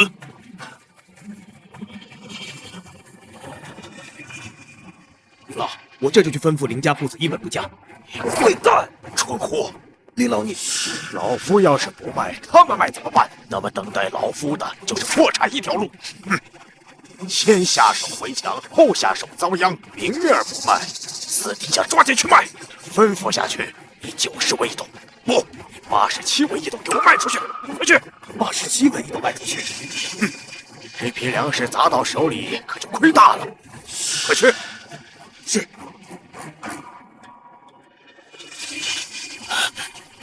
回府，这个外神是傻子，不知道临江城涌入了多少外地粮商，必须以最快速度出售。走。是。林老，其他几家也开始售卖了。这几个王八蛋，老夫就知道他们靠不住。传令下去，让林家各大米铺随之降价，哪怕亏本也得给我卖。快去！是。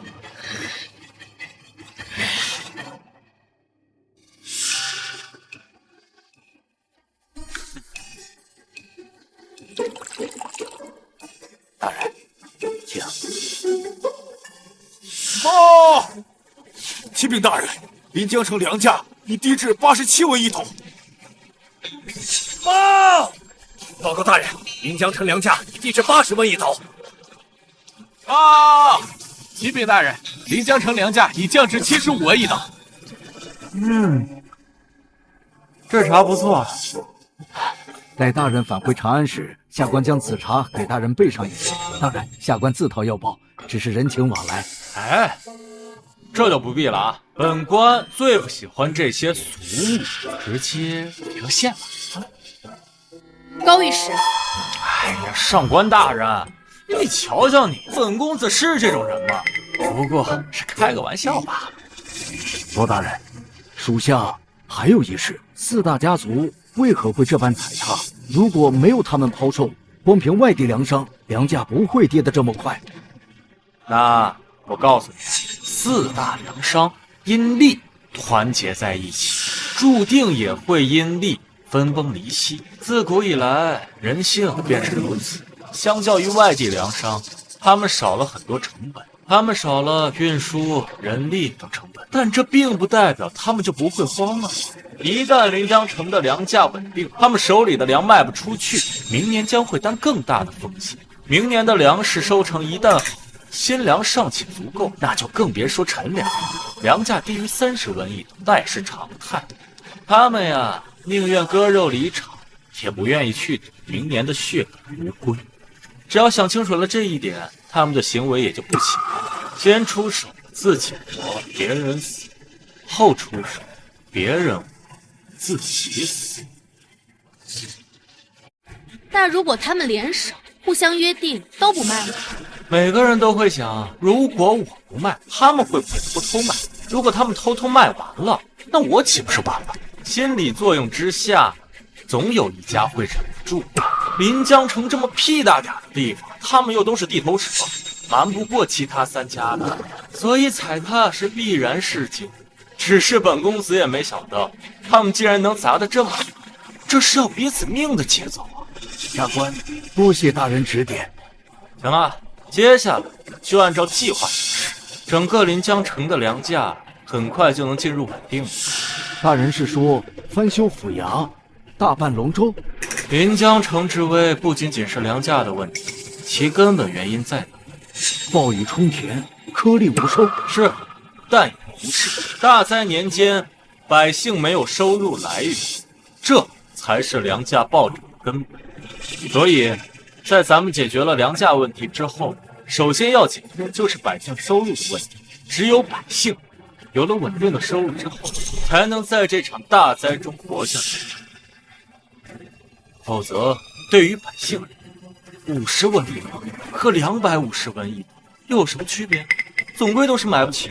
原来如此，大人有王佐之才，女帝若能得到您的辅佐，必定是大钱盛世啊！兔大人，你又赞了啊？本官也不过是顺势而已，其实出于自保罢了。哦，最新消息，前赵韩林4大家族撕破脸皮，钱家把粮价压低至70文一斗。70文一斗，这比青舍城的82文一斗足足低了12文。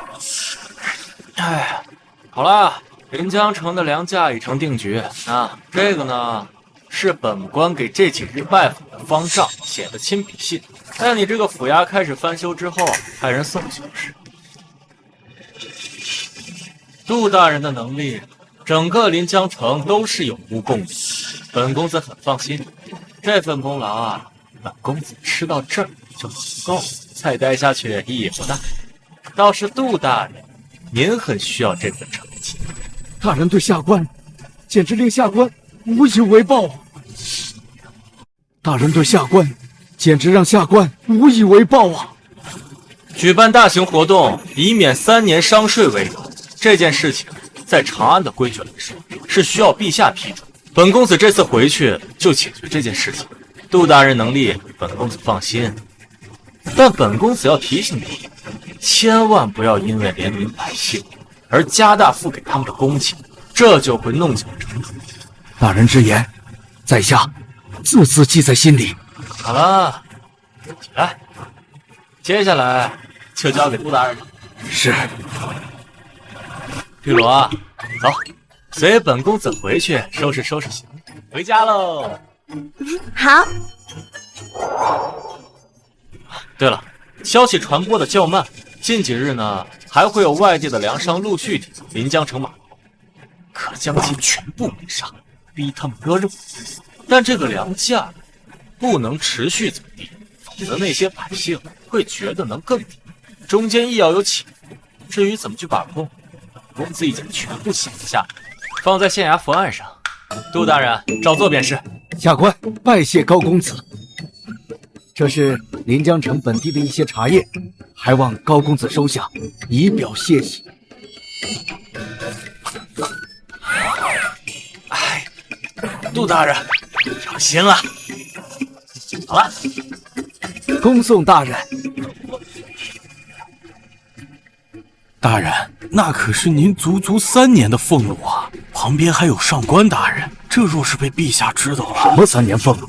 这是临江城本地的茶叶。本官一生做人坦荡，从未欺压百姓，也未求于高公子办事，只是以表感激之情。就算女帝知道，那又如何呀？本官曾2次上奏弹劾高公子，以致高公子每次降下粮价，还要马不停蹄地赶回长安。本官若不聊表谢意，还是人吗？走，回府。本官要3奏女帝。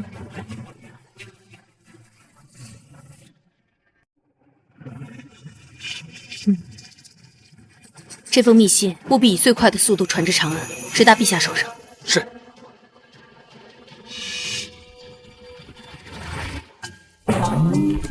高公子，这临江城的茶叶不过才100文1两，又不是什么贵重的东西，你至于一副紧张兮兮的样子？哎，上官大人，你这就不懂了。这个叫心意大气。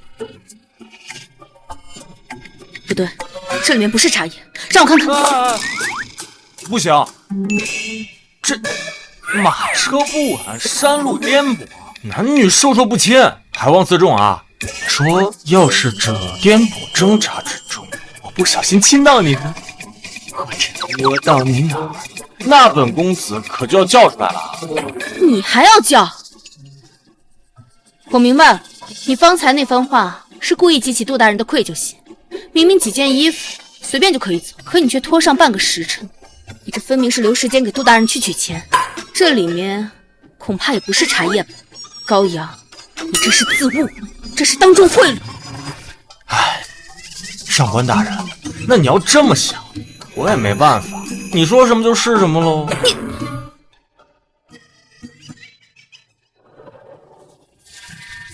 宋家大小姐未免太美了，听闻宋家和定国公府大公子高阳有婚约，真是便宜大。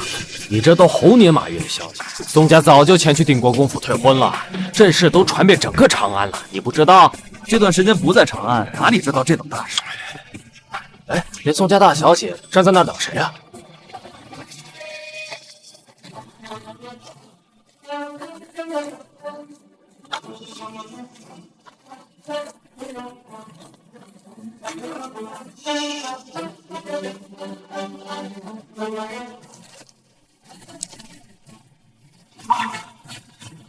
妾奉父亲大人之命，特在此迎接。是崔公子。据闻崔状元去了清水城，以雷霆手段镇压梁家，短短几日便令清水城梁家从100文1斗跌至82文1斗。宋家小姐已经在此迎接，看来宋家和崔氏有意联姻了。宋姑娘亲自前来迎接，真是崔某天大的荣幸。父亲大人已在府内为崔公子设下接风宴，崔伯父也在府内特为崔公子接风洗尘。待崔某上禀女帝陛下，便立刻前去。宋姑娘请。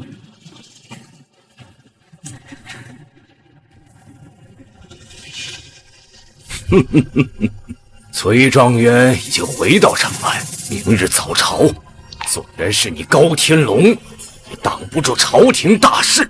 老夫必参你一本。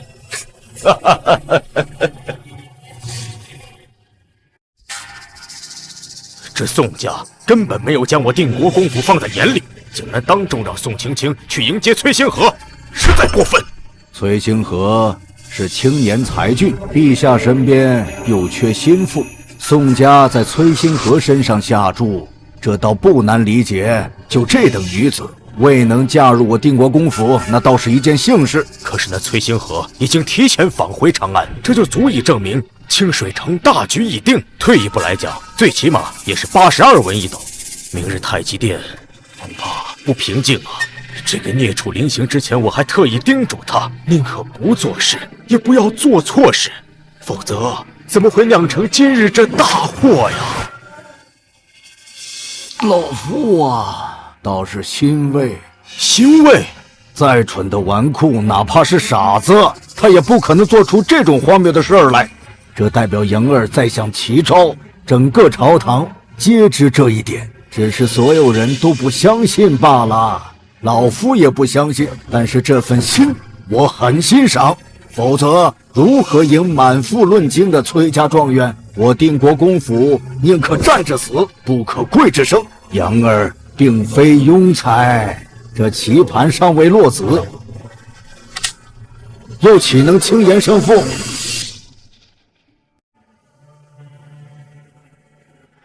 难道真的是朕看错？崔星河短短数日就将清水城的粮价下跌至80文1斗，高阳倒真是让朕失望。罢了，纸上谈兵，终究不能堪当大任。上官大人派战马送来一封书信，务必要陛下亲启。不仅如此，杜大人也再次派出快马送来一封奏折，特意嘱咐着奏折务必要陛下亲启，再抄录给御史台。呈上来。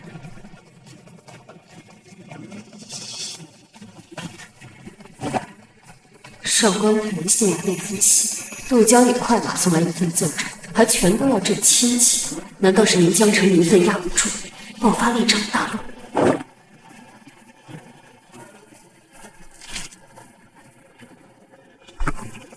朕果然没有看错人。我没看错吧？陛下笑了。奴婢伺候了这么久，还是头一次看见陛下露出这般惊心动魄的笑容。御史台那帮谏官这段时间一直在恶心朕，明日朕要好好吹口气。这份奏折不必抄录一次，都下去。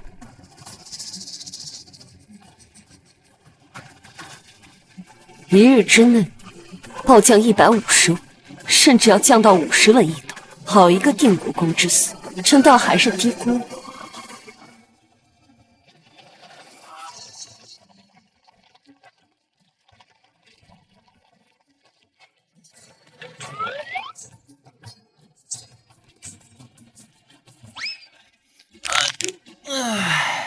折腾了这么久，终于回来了。这次本公子要好好享受一下。什么叫折腾？能为百姓鞠躬尽瘁，死而后已，这分明是无上的荣耀。上官大人说的对，上官大人开心就好。高大人、上官大人，陛下有旨，今日早朝，陛下要召见。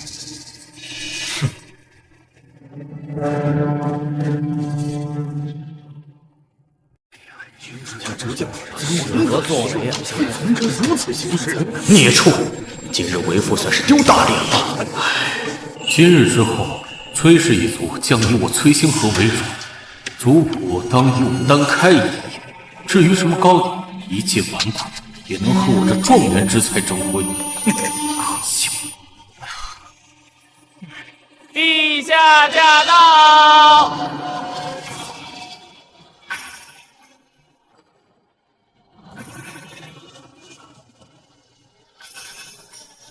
万岁万岁万万岁！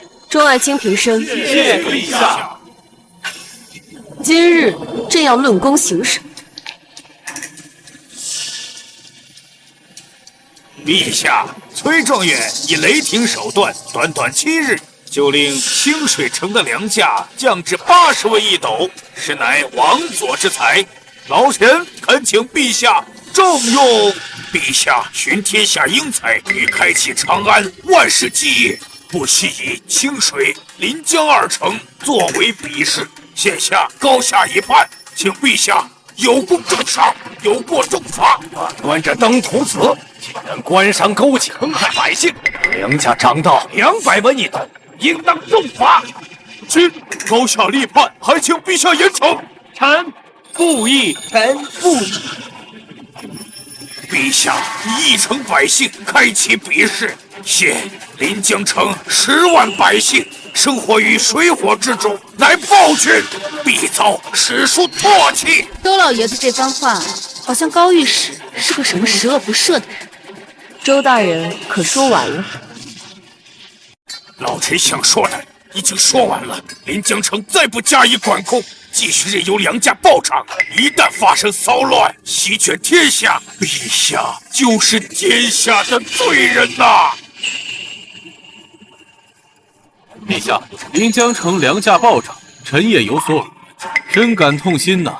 臣身为长安臣子，愿前往临江城替陛下分忧。虽然临江城那4大粮商极为难缠，可是臣有十足的信心和手段。崔公子好手段啊！某定国公之孙，再如何也只不过是个纨绔。崔状元，放肆！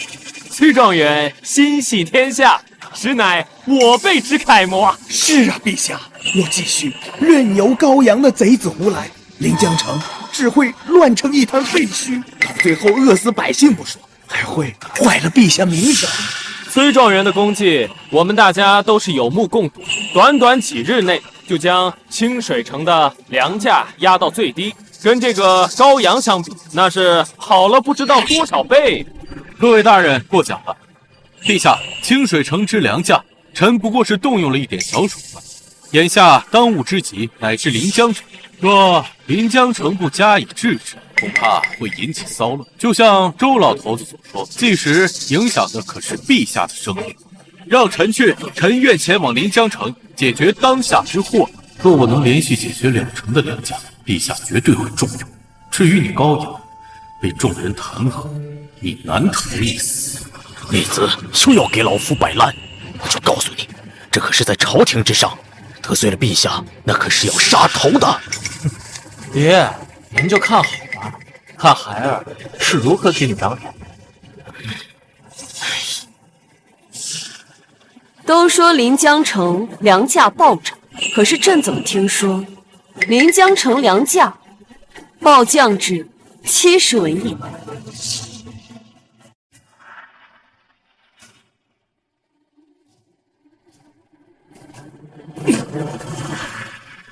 杜县令，阁下是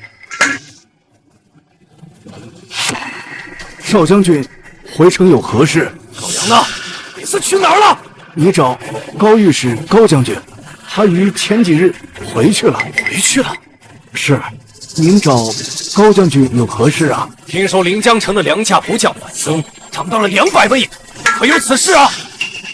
这确实，但是没事了，将军非杀了他不可。当然。什么？临江城的粮价跌到70文了？临江城粮价居然到70文一斗，这不可能啊！70文一斗，前2天有消息不是说已经突破了250文一斗了吗？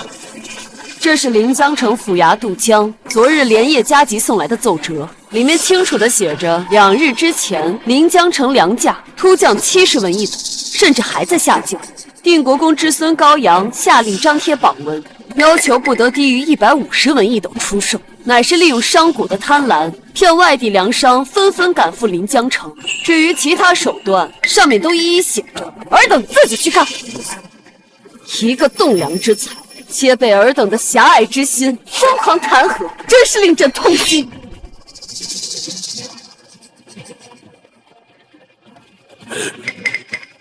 这抬高粮价，吸引外地粮商，待外地粮商入城后开仓放粮，冲击粮价。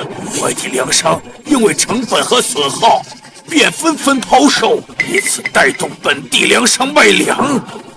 天下竟有如此手段！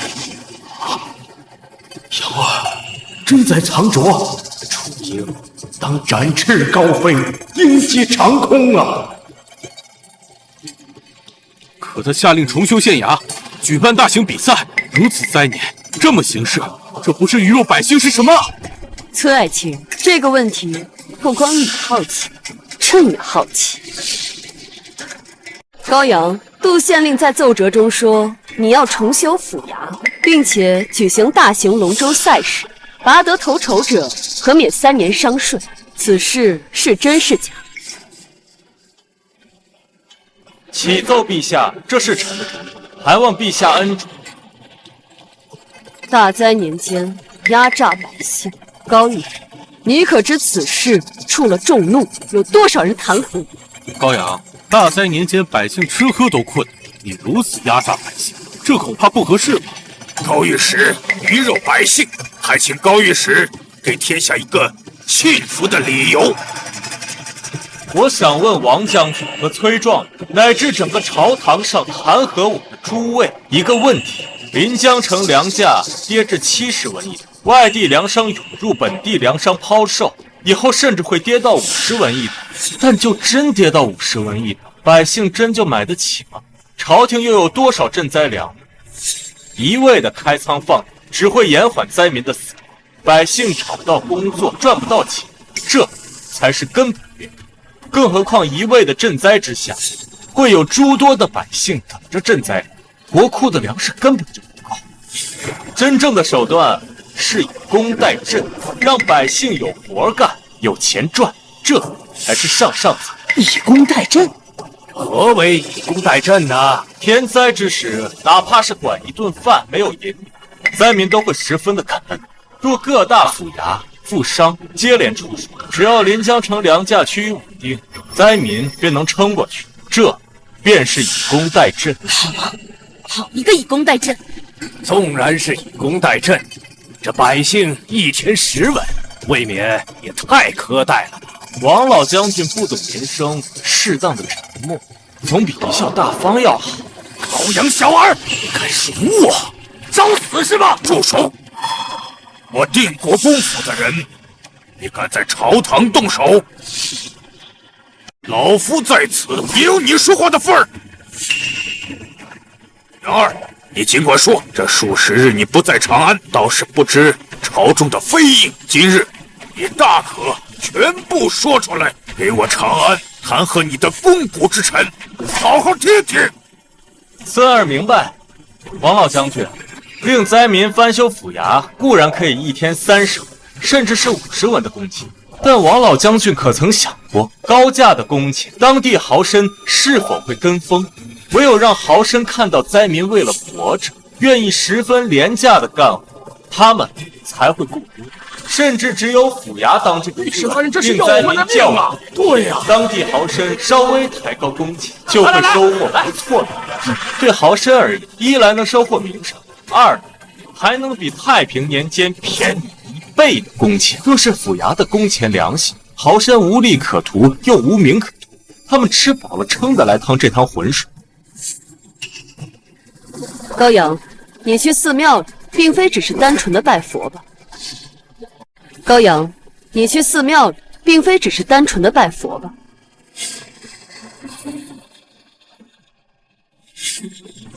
陛下圣明，我临走之前再书信一封，告知寺庙太旧，迟早要翻修，不如趁着大灾年间抓紧翻修寺庙，否则以后工钱可能要贵上不少。再抛出我佛慈悲当济世救民的旗号，寺庙本就陈旧，现在翻新不但省了钱，还能打着我佛慈悲的名号收拢人心，他们根本就没有拒绝的理由。如此，豪绅和寺庙不但收获了利益，还赚取了名声，当地的百姓赚到了钱，三方各取所需，再加上粮食的稳定，百姓才能有一条活路。那你为何要举办大型龙舟赛事？我长安商税颇重，若以拔得头筹者，减免赋税3年，当地乃至外地的大豪绅必然兴奋。大型活动之下，百姓生来就喜欢热闹，届时不仅是当地的百姓，哪怕是临江城附近的百姓都会蜂拥而至。这人一多呀，就会带动消费，不管是吃食还是旅店，商贩的生意都会大好，这是必然。只要将几个赛制拉长，又提供多个摊位，3重手段齐出，这一段灾期也就算过去了。如此一来，你可知会背负多少百姓的骂名？只是区区骂名，却能救千人万人，这又有何妨？定国公府的家风向来如此。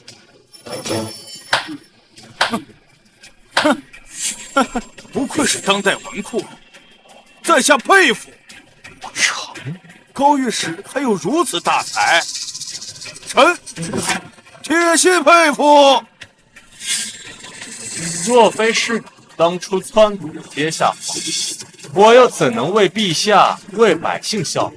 臣应当感激你才是。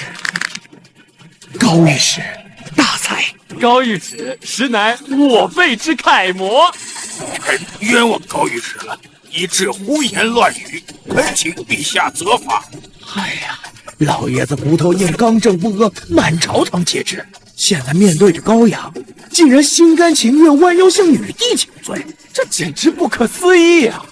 朕当然要罚。众爱卿饱读诗书，皆乃长安肱骨之臣，却无一人看得出这平灾法子，反而屡次上奏弹劾3朝元老周老，破虏将军王忠、礼部尚书宋，皆罚2个月俸禄，以儆效尤。高阳，你平灾降粮有功，可想要什么赏赐？臣想入主户部，为国效力。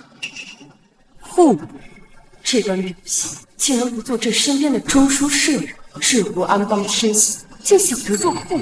这个兔崽子，好好的中书舍人不做，来户部干什么？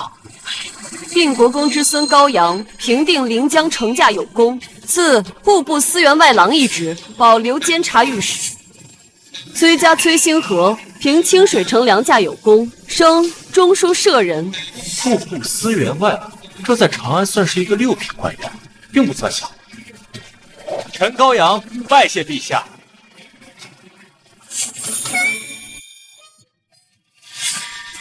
高阳，你还真是胆大。臣崔星河拜谢陛下。退朝。高阳，总有一天我崔星河要证明没有不如你。中书舍人，你为何不要？我知你善商务之道，但那终究是小道，比不得女帝身边的人。此举啊，有些糊涂。哎呀，爷爷、父亲，你们误会了。孩儿入户部，纯粹是因为父亲大人是户部侍郎，尚书呢又已年迈病重。正所谓有官小办事儿，那孩儿入了户部，岂不是就可以在户部横着走了？所以入户部才是正当。况且中书舍人代表陛下的颜面，不得胡来。儿臣素来又比较荒唐，喜欢没事儿去一些风雅之地听听小曲儿，一次倒是无事儿。那经常去，总归是要被御史台弹劾的。父亲大人和爷爷都是过来人，你们懂的。所以，因为是长安的勾栏，你连中书舍人都不要了吗？孽子，今日你拿头一打！住手！有何好追的？废立，回府再奏便是。父亲，我。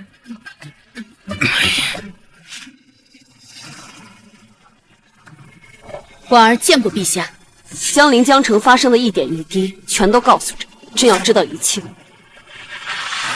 先关闭临江城粮仓，外地粮商入城，本官开仓放粮。这些粮商们互相猜忌、踩踏，临江城粮价的暴跌，谁都躺不住。等着看好戏！7日之内，临江城粮价若是不降，一切后果由本公子一力承担。运筹帷幄于千里之外，从到临江城的第一天，便打算好了接下来的每一步。这个高阳可真是个人才。婉儿，你对这个高阳怎么看？此人虽有经世之才，可这亦正亦邪，且十分胆大。哦，臣跟在他旁边，他竟然敢暗示杜大人送礼，而且臣严重怀疑他就是故意坑杜大人一把。只可惜啊，这杜大人两袖清风，一心只读圣贤书，到现在怕是还蒙在鼓里。凡有大才者，朕不怕他们贪，更不怕他们好色，但朕更怕他们没有弱点，有弱点才好掌握，才能无治所令。陛下，这高阳胆大的地方还不止这些，他还想看臣的腿。这个高阳确实胆大，但他不只对你一个人胆大。自朕登基以来，敢在朝堂公然看朕的腿，唯有他一人。什么？他竟然敢公然看陛下您的腿？他这是吃了雄心豹子胆不成？陛下应当下令立刻挖他的眼。无妨，女帝谁不想征服？可又有谁能征服得了？恭迎少爷回府。孽子，还愣着干什么？这本身就是属于你自个儿的荣耀。等晚些时候，老夫再来找你算账。全都散了吧，区区临江城显威，弄得跟中状元一般，让人瞧见了，成何体统？散了，散了。是。杨儿，老夫有话要跟你说。你走吧。是，父亲。坐吧。老夫听说你谋事有三呐，谋人、谋己、谋天下。谋己者，独事也。你这个独事，无愧于谋己二字，倒是谨慎得很。祖父谬子，爷爷叫孙儿留在此地，恐怕是另有深意吧？为何要藏拙？定国公府树大招风，爷爷在军中又有无上的威望，孩儿若是顽固，定会令一些人安心；反之，则会令先帝猜忌。孙儿之伪装，未免也太像了。就跟真的纨绔一样，老夫差点都想亲自清理门户。好吧，其实孙儿原本想当一辈子纨绔，花天酒地，饮酒作乐，勾栏听取，但没想到先帝离奇暴毙，新帝登基，朝中许多人对我定国公府虎视眈眈，虽然没办法，只能挺身而出。这个理由倒是有些信服力。每个人呐都有自己的秘密。老夫想问你，当日到底发生了什么事？爷爷指的是，少跟我装糊涂！老夫派人查过了，当日你在胭脂阁饮酒作乐，忽然就走出来，当众揭了女帝的求贤诏，这背后必有蹊跷。王法，你把他揭了，揭。当日荣亲王之子武成约孩儿饮酒作乐，期间那么一挑衅，孩儿冲动之下就接下了陛下的求贤诏。荣亲王真的就那么一挑衅？什么都瞒不过你。他以宋家之女宋青青故意挑衅，那孩儿一不小心就上当。是不小心还是心甘情愿呢？这舔狗的名号我是不是也被定了呀？你可知这宋家小姐当众向定国公府退了婚，就在昨日，还到城门亲自迎接崔星河回长安。因利而退婚，自然也会因利接近崔许，这很正常。不出意外的话，过几日还会回来找孙儿。那你想怎么做？娶回来当定国公府主母如何？你看这是什么？一根普通的棍子。此棍虽普通，但断你3条腿只需3棍。爷爷切莫着急，孩儿只是开个玩笑，孩儿断然不会跟他再有半点沾染。相反，孩儿定会让他后悔与我定国公府退婚。这还差不多。勾栏听曲儿也好，日日笙歌也罢，但宋家此女沾不得。话又说回来，荣亲王贵为辅政大臣，权倾朝野，武成敢当面设计，你打算怎么做？自当是报复。若无荣亲王的手，武成断然不敢如此设计害。朝中弹劾的朝臣背后，说不定也有荣亲王的身影。说白了，有人不想定国公府，权柄滔天。若孙儿没能得到女帝的侧目，此时孙儿就会成为荣亲王刺向爷爷的一柄利剑。你想怎么做，只管大胆去做，永远记住，定国公府是你的后盾，这其中分寸，老夫就不多说了，你自己把握。这长安日后终究是你们年轻人的朝堂。孩儿心中已有一计，不过此计需要时间布局，时机一到，荣亲王必将满门抄斩。荣亲王不仅是先帝的手足，更是3大辅政大臣之一，朝中、军中门生故吏众多。除此之外，更有先帝所赐可免一死的免死金牌。你确定能让荣亲王满门抄斩？爷爷，您有所不知，免死金牌最大的作用就是不免死。爷爷放心，孙儿心中自有办法。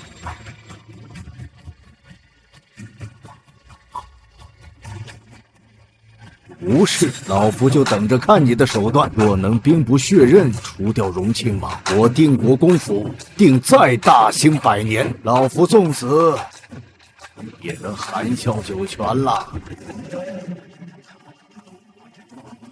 走啊，走！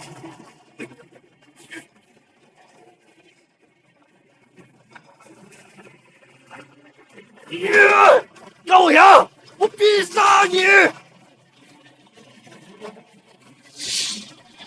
大少爷，房间已经给您收拾好了，可以歇歇了。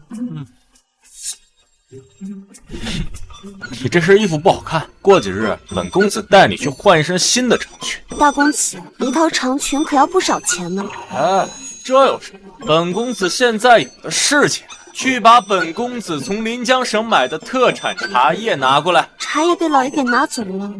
啊！你这孽子还算有点良心，知道给老夫带来一些临江城的特产。这茶叶虽然不贵，但是沉甸甸的，我算你有心了。孩儿什么时候说那个茶叶是带给父亲的特产啊？你这个孽畜！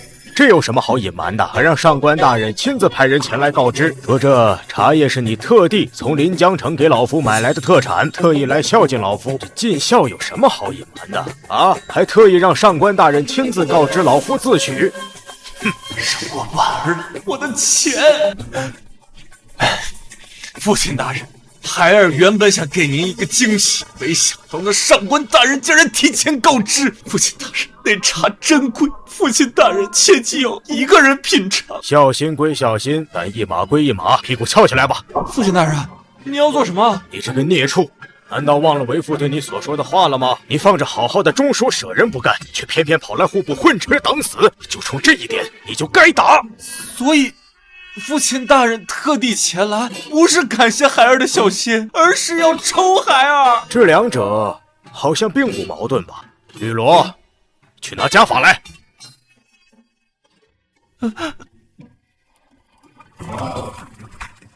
临江城内明知手段不走寻常路，你这个孽畜为何不派人回长安告诉为父一声？你可知道整个定国公府上上下下这10日以来为你承担了多少压力吗？再者，你这个孽畜，明明有惊世大才，却偏要藏拙，故意装一纨绔来欺杀老夫。难道就冲这一点，你就不该打吗？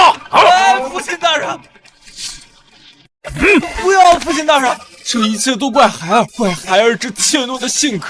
每次孩儿想光耀高家门楣的时候，都害怕损了定国公府的声誉，都害怕遭了父亲大人您的毒打呀！中书舍人乃女帝近臣，若能成为中书舍人，势必能成为父亲大人您的骄傲，给父亲大人您长长面子，出去也好显摆显摆。以往要揍这混小子，这小子上蹿下跳，甚至不惜爬树翻院墙躲避，哪像今天这样痛快？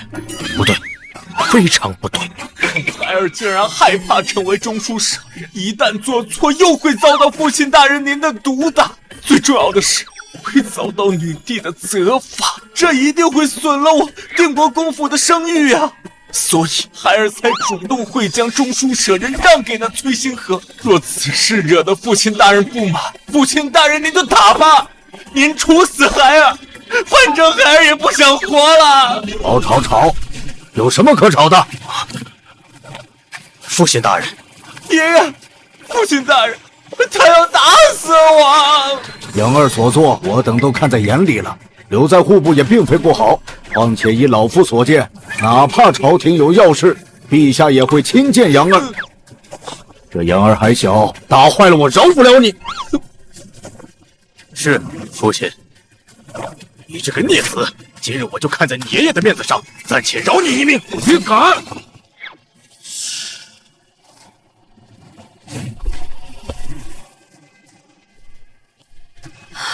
陛下何故叹气？朕登基不久，但天下不太平，各大藩王蠢蠢欲动。但朕若削藩，必定会引起大潜内乱。更让朕气愤的是，荣亲王贵为辅政大臣之时，前几日刚和朕争吵过几句，便借故大病不上朝。这眼里还有半分朕这个皇帝。陛下，事在人为，臣相信这大钱将在你手中迎来兴盛。启禀陛下，关中郡守刘武800里加急，关中大地大旱数月，爆发蝗灾，百万百姓遭受蝗灾，恳请陛下出手赈灾。什么？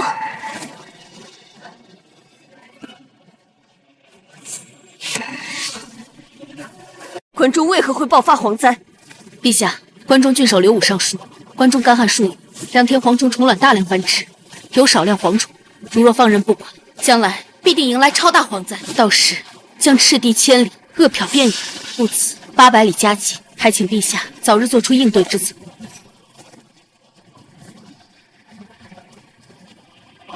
传令下去，急召朝中3品以上官员齐聚御书房，朕只给他们1刻钟时间，若1刻钟他们还不到，后果自负。是。等等，宣定国公之孙户部外园郎高阳一同旁听。瞧一瞧，公子，我们这是做甚？当然，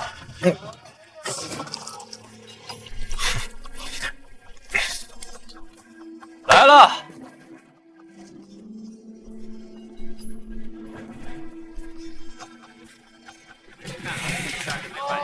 看来这就是荣亲王之子武成。此人记住了吗？记住了。公子有何吩咐啊？近几日你就跟着荣亲王之子武成，他只要去哪里，你便跟着。这一点应当不是什么问题吧？公子放心，跟踪杀人，这都是属下的水准之上。你就不问问本公子要干什么？身为下人，照做便是。至于其他的，不是属下操心的事儿。哎，对了，你有没有什么蒙汗药或者催眠药之类的？公子啊，这堂堂定国公府哪有这种下三滥的手段？您这是看上了哪家姑娘，想把人迷倒带走，还还是想霸王硬上弓啊？本公子像是这么恶毒的人。大公子，你有所不知啊，那日朝堂之上毒计一出，这长安百姓对你可是畏之如故。这临江城的手段更令商贾闻风丧胆。难怪街上看我眼神都不对劲了。哎，算了，切记千万不要弄丢，有什么事情第一时间向我汇报。放心吧，公子。小二，买单。客官，您一共消费103文钱。操！平时都有手机直接扫码，出门都不带现金的呀。知道，结一下账。公子，我身上也没钱。宋小姐，高公子，你有什么事吗？你看，我就说我跟宋小姐认识，这个谎你还不信？宋家乃朝廷大员，怎么会缺这点？宋小姐，这位公子消费103文钱，您看是现在给还是等会儿？什么？父亲大人，高中发生了何事啊？父亲大人，高阳藏拙，而今不仅没有被陛下责罚，反而还被重点看出。老夫早有预料，自从高阳的小子在朝堂上回答了陛下的问题之后，就觉得此子不简单呐。那父亲大人，你有何决策？自古以来，蝗灾都无法解决，女帝刚能即便发生如此大事，只要稍加手段。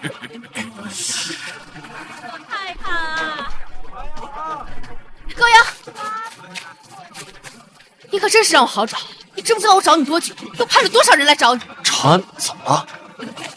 关中爆发超大蝗灾，陛下命3品以上的官员还有你一同前往商议对策，速速随我入宫。众爱卿思考良久，有何见解之法？我大前肱骨之臣齐聚，难道就无一人有解决之法？陛下，蝗灾自古以来就难以防范，这是上天的惩罚，确实是避无可避。依老臣来看，我朝只能积极筹备粮草，进一步送到关中地区，做好最坏的打算。上天惩罚？你此言难道是朕登基后，上天不容女子为帝，特降此惩罚作为朕的报应？臣不敢。关中大地有数万百姓，一旦蝗灾肆虐，必定民不聊生。尔等若有良策，只管请讲，朕必当重用。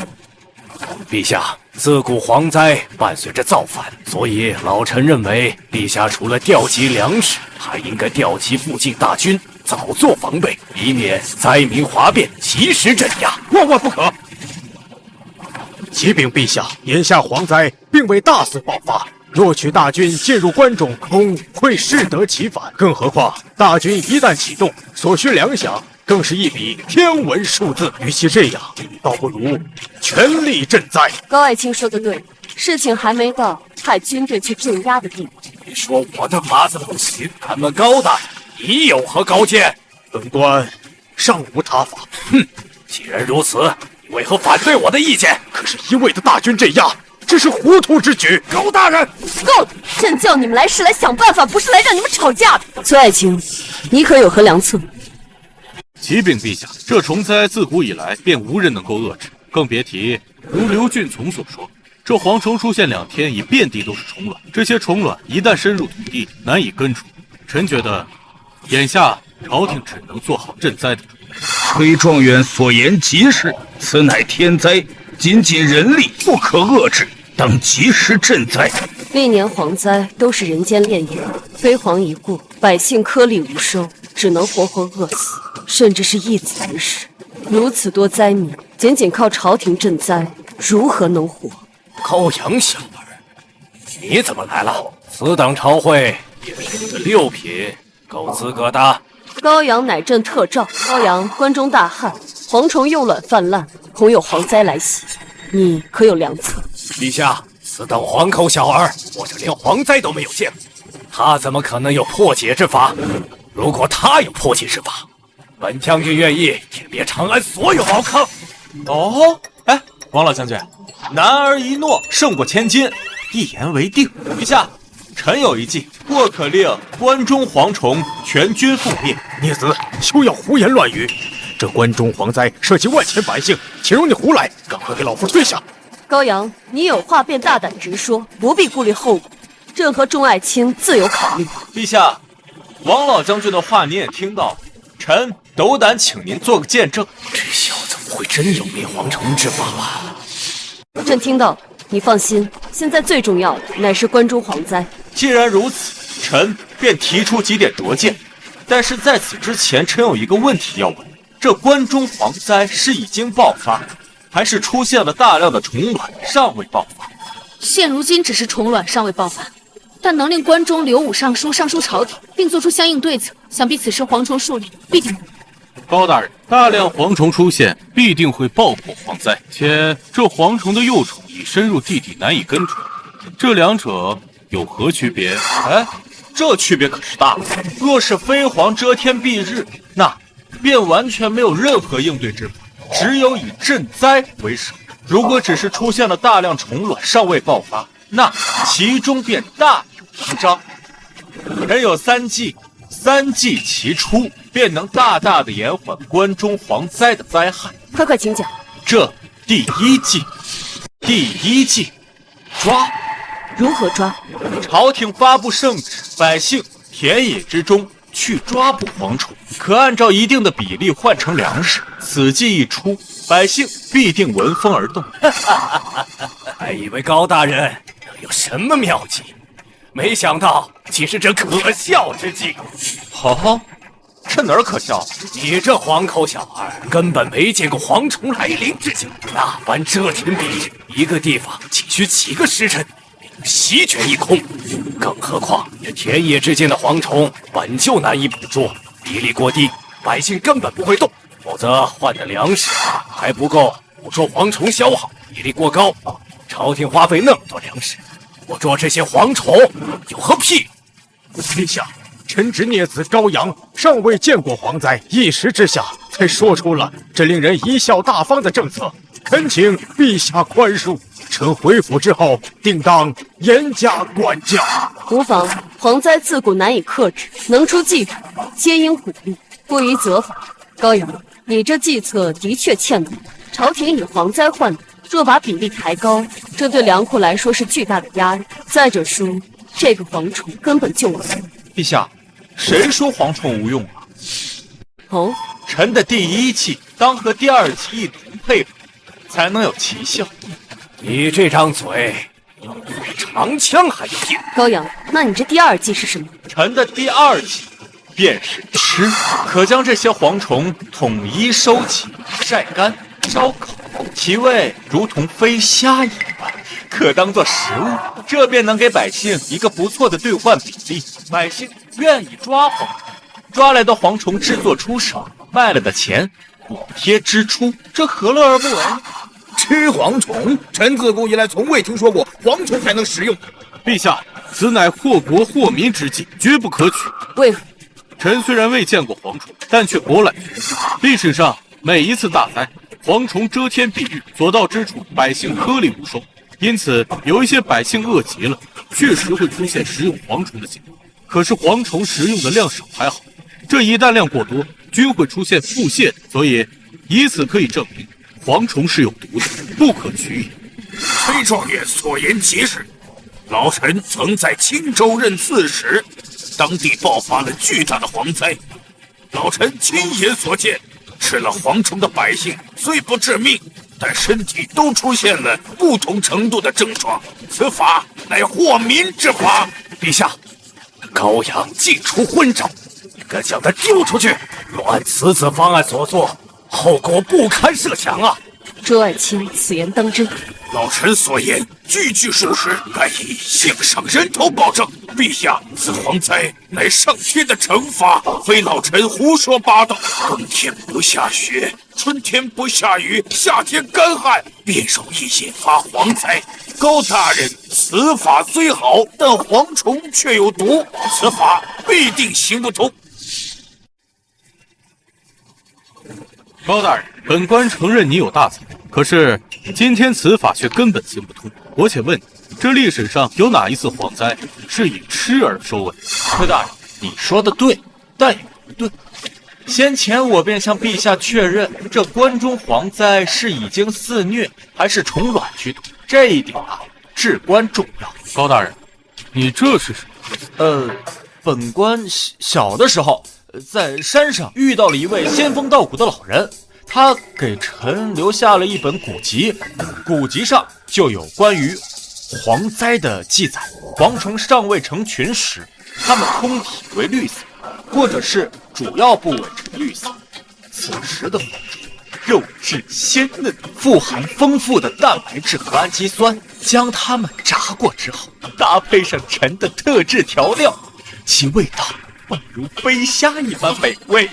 这蛋白质和氨基酸为何物？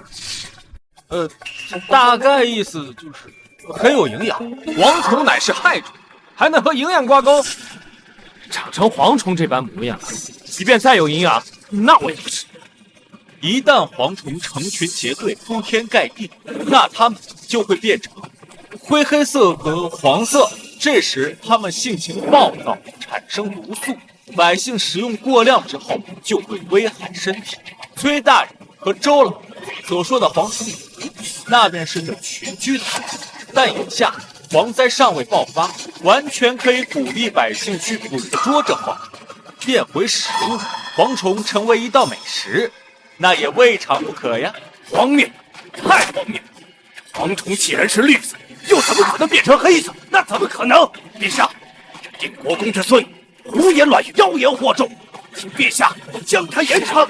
崔爱卿，这蝗虫可有2种形态？这蝗虫确实分为绿色和灰黑色2种，而且此次蝗灾也正如高阳所说，乃是灰黑色蝗虫所致。可这绿色和灰黑色的蝗虫，只是独居和群居型的区别，这是否有还无从考证。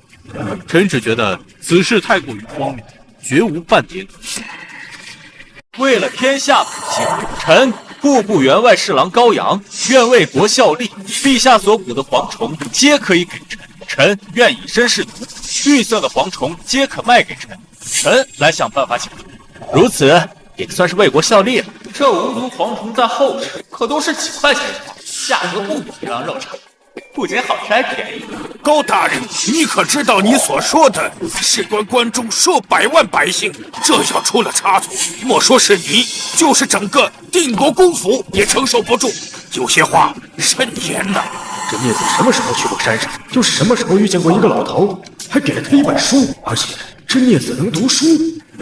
启禀陛下，臣的定国公府愿意以宅子地契为凭证，低价收购一些蝗虫，可缓解国库之压力。臣可也愿意以身试皇，亲证孽子之话。高爱卿，你可想好了？回陛下，臣想好了。臣之孽子高阳，好不容易大器晚成，我这个当父亲的自当全力支持。倘若这蝗虫真的有毒，那这些银子也全当为国效力。陛下倒也不亏，想来陛下也不愿意眼睁睁地看着我定国公府满门饿死吧？朕还不至于让底下的臣子来一力承担。既然尔等都无结果，那便按照高阳你的法子来做。有些事只有做了才知道结果，至于亏损，就由朕来处理。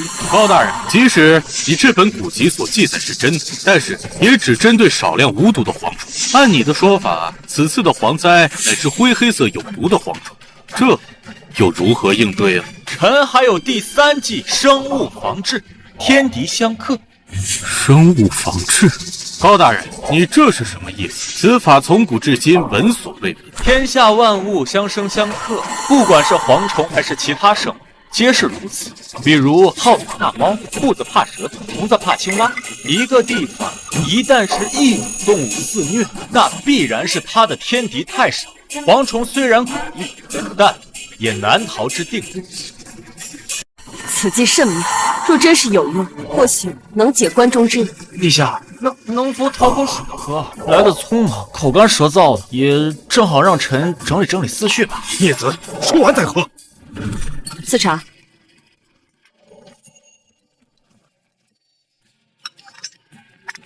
高阳，我看你甚是喜欢此茶，朕后边可以多赏你一些。现在可以说说那个生物防治该怎么做？冬天不下雪，虫卵冻不死；春天不下雨，土地太干旱，这些呢就是蝗虫肆虐的原因。旱灾我们改变不了，但我们却能增加蝗虫的天敌。陛下，臣的方案便是从长安征集5万只鸡鸭，组成鸡鸭联军，火速前往关中。1只鸡鸭一天能吃上千只蝗虫，那5万只鸡鸭一天就能吃5000万只蝗虫。眼下蝗虫虽然未长大，只是虫卵，但只需数日便可使其大量的减少。纵然还是蝗虫的蝗灾，但少了几亿只，甚至10几亿只，这也能大大的减缓蝗灾的爆发。此法臣将其称为生物防治。生物防治，此计甚好，但是我大前以往为何没人提起此法？陛下，按常理说不应该呀。若蝗虫大举入侵，鸡鸭吃蝗虫，这数百年来怎么没人提呢？周老爷子所言其实不无道理，但是原因嘛，臣早就说过了。这蝗虫一旦爆发，蝗虫体内就会有毒，非但鸡鸭不吃，连鸟也不会吃。纵然它们很饿，但是它们吃的很少啊。但蝗虫幼崽却不，这对鸡鸭来说，简直是上天的馈赠。陛下，高阳所说太匪夷所思，这独居就没毒，群居就有毒，这简直是一派。陛下，此法从古至今闻所未闻，应当慎重。臣愿意以项上人头担保，臣所言皆是真的。自古以来，蝗灾就没有任何办法可以根治，反而在小的时候就常常听说大前年年干旱，草木皆枯，蝗灾四起，民不聊生。蝗灾过后，当地寸草不生，甚至民间还有记载一子而食。好，那这次朕就豪赌一次，采用户部员外郎高阳的法子，以生物防治试一试。既然你传承了老先人的衣钵，那此次便由你前去关中赈灾。陛下请吧，臣乃文将，不擅长武略，率领5万只鸡鸭，臣恐怕难以胜任。那你的意思该当如何？依臣来看，此次率领之人，当是一员战功赫赫的猛将。王老将军能文能武，且言谈之中极为了解蝗虫的习性，当然是最好的选择。臣相信王老将军，率领压兵击将，定能凯旋而归。陛下，高阳说的对，用鸡如用兵，事关蝗灾，寻常人朕信不过。王老将军确实是不错的人选，事关百万百姓，还请王老将军辛苦走这一遭。传旨，加封破虏大将军为标鸡大将军，以市面上的均价紧急征调整个长安的鸡鸭，火速前往关中赈灾。臣谨遵圣命。高阳，虽说你这个法子朕觉得有用，但蝗灾难以根治。你刚刚说蝗灾遮天蔽日来袭，法子不多，言外之意可还是有法子的吗？不错，若蝗虫真的爆发，那臣的下一计便是判断蝗虫的形成轨迹，以一地粮食为诱惑，加上容易点燃的可燃物，一把火全烧了，火烧蝗虫，以此减少危害。高大人，您这一计可有违天和呀！那蝗虫也是生灵，也是命啊！一把火烧了，您是不是太残忍了？蝗虫肆虐过后，民间恶殍遍地，无数家庭妻离子散，甚至一死而死。宋大人，难道这些百姓不够惨吗？蝗虫害大前民不聊生，死伤多少百姓，根本不值得同情。朕支持火攻。陛下，臣有一点担忧。有话直讲。高大人法子虽好，不管是朝廷以粮食鼓励百姓捉蝗虫，还是最后火烧蝗虫，老臣都无比赞同。只是素来百姓以为蝗虫乃天之大祸，乃天意，许多百姓不敢忤逆上天，甚至蝗虫肆虐良田，纷纷跪下磕头，这该如何是好？哎，灭蝗难道不是蝗虫，而更是人心？人心若不齐，其效只会微乎其微。陛下，这周老爷子言之有理，各地史书记载，蝗虫乃是天灾，非人力所及，亦休得以攘之。莫说是百姓，就连有些官员也认为蝗虫乃是天罚，人力不可阻。这也是历年蝗灾严重的一大原因。高阳，你可有办法？陛下，这办法自然是有，只是，罢了，我也不说了。面黄效果差点。事关关中百万百姓，你有话直说便是，何必遮遮掩掩？陛下，副员外郎有对策不说，实乃欺君大罪，望重罚。那陛下，这可是你让臣说的，那臣可不说了，还望陛下恕罪。朕恕你无罪。说，陛下，百姓恐惧的根本原因在于未知，在于上天。此局嘛，倒也好破解。毕竟陛下乃长安女皇，在百姓的心中，本就应当顺应天意，而欲万民，只需要陛下当众吃一个蝗虫，再将一些蝗虫当众烧死，告诉百姓这些蝗虫它只是害虫，并非上天的惩罚。百姓认知改变了，自然也就奋力灭除了。高阳，你大胆！蝗虫多么肮脏，你竟敢让陛下吃蝗虫！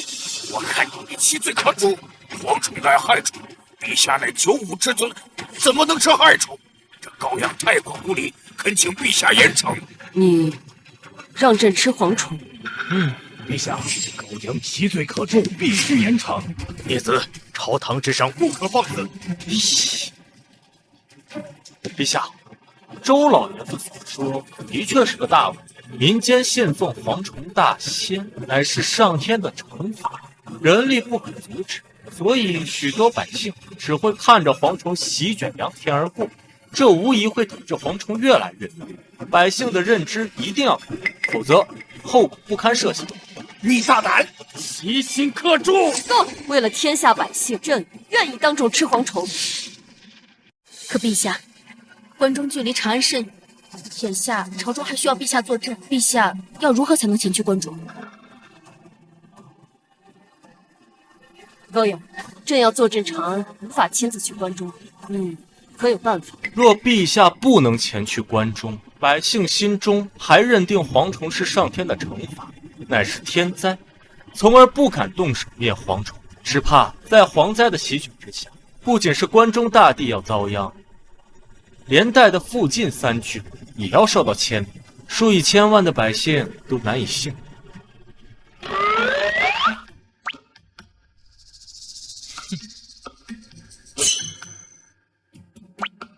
高阳小儿，你看老夫作甚？臣还有一计，既然陛下无法亲至，那王忠大将军可手持陛下圣旨，如陛下亲临，再当着天下百姓的面，当众吃一只蝗虫，自称自己是灭世黄仙人转世，所有蝗灾罪恶尽加他身，倒也不是不可以。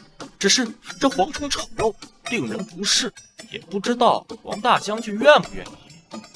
为了这天下苍生，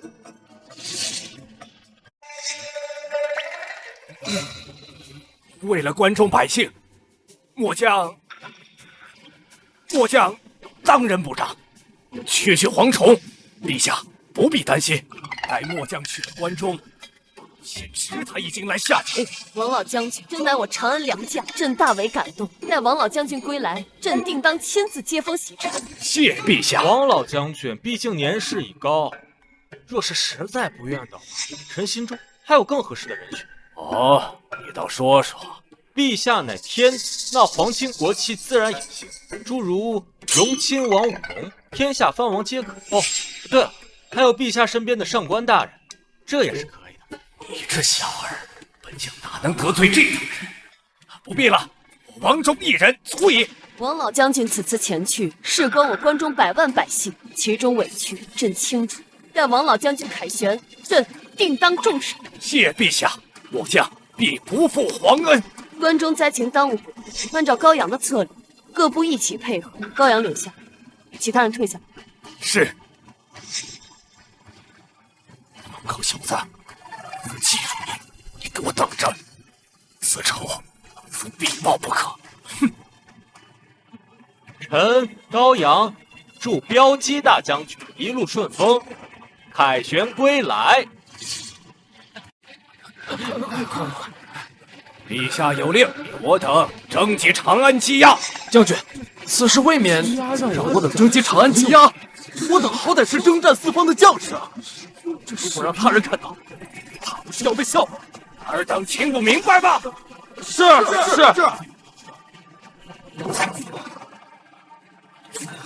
让！你们不能拿走啊！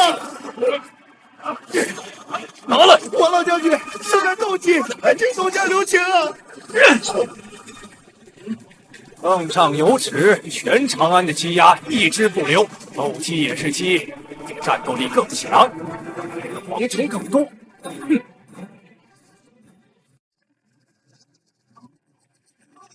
高将军，让开！高阳，高阳在哪儿？您这是怎么了？高阳在哪儿？好像是回去了。晨会结束后，他与陛下。高阳，我要杀了你！少将军，高阳，你可知我长安藩王有多强大？陛下的意思是，古有诸侯不过百里，将若执行义制。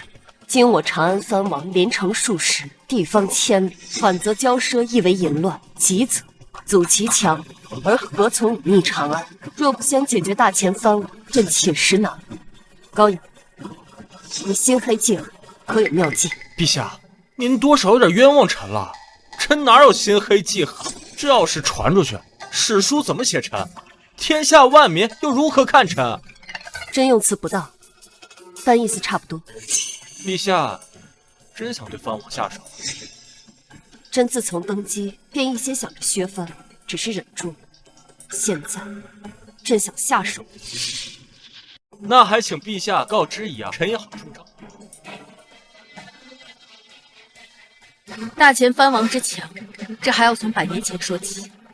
当时大前高祖皇帝一介布衣，于乱世中起兵征战，最终立国大秦，形成7国鼎立的局面。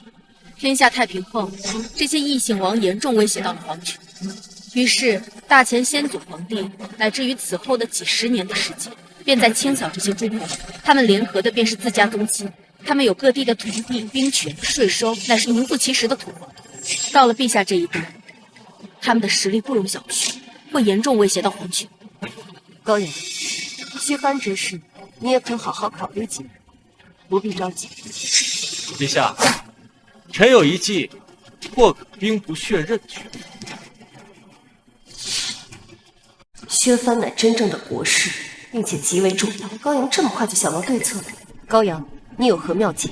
陛下可知，能在万军之中杀得楚军败退，身中数箭，能命悬一线的人是谁？你是说，朕的皇叔荣亲王？没错，荣亲王乃是整个长安最大的藩王，兵权、权力、税收，乃是整个长安最大的土皇帝。荣亲王能屹立100年不倒的原因在于什么？陛下可知？朕自从登基以来，朝中事务众多，史书暂时还没有参阅完全。你且说。那便是联合外界藩王。荣亲王能有如今的势力，并不是一家独大，而是联合了诸多藩王。陛下若是要强行打压，也不一定能成。朕手下黑兵卫众多，灭掉一个藩王亦有何难？陛下，灭掉一个自然不是问题，但陛下可别忘了臣说的，天下藩王是一家。陛下的黑兵卫固然强大，但敌不过人数。陛下若强行开战，吃亏的只会是陛下。难道就没有办法了？朕就任由藩王胡来？自然是有办法。陛下想要强国，首先就要灭掉亲王。斩荣亲王，斩荣亲王。没错，荣亲王如今的势力已经不是我定国公府能够比拟。如今唯一能与之抗衡，就只有皇朝。您可知荣亲王为何不上来？身体抱恙。陛下，什么病能生10天半个月？况且关中旁塞这么大的事都未曾现身。陛下，现在觉得还是病，那是在与陛下您作对呀。陛下可知，在您登基的那一刻起，整个御史台的人脸色都变了。朕自然知道，不过幸好有你此前出的计，也帮朕在征狠狠打他们的脸。身在大秦，与陛下作对，本就是取死的。荣亲王现在或许并无反心，但若不迅速除掉，以后只能寸步难行，更别说变法强夺。朕何尝不知，但荣亲王权倾朝野，不仅自身武艺高强，身边护卫众多，想要杀他，只怕不简单，必须小心谨慎，否则后果不堪设想。臣高阳不才，早就想到陛下会对荣亲王动手，所以臣已为陛下准备了上百个妙计，集刺杀、毒杀、坑杀、做局为一体，样样都可取荣亲王性命。他跑，臣追；他插翅难飞。多少个？臣才疏学浅，不多，也就上百个。百来个毒气，这也叫才疏学浅？说来听听。稍等啊，臣找找。来，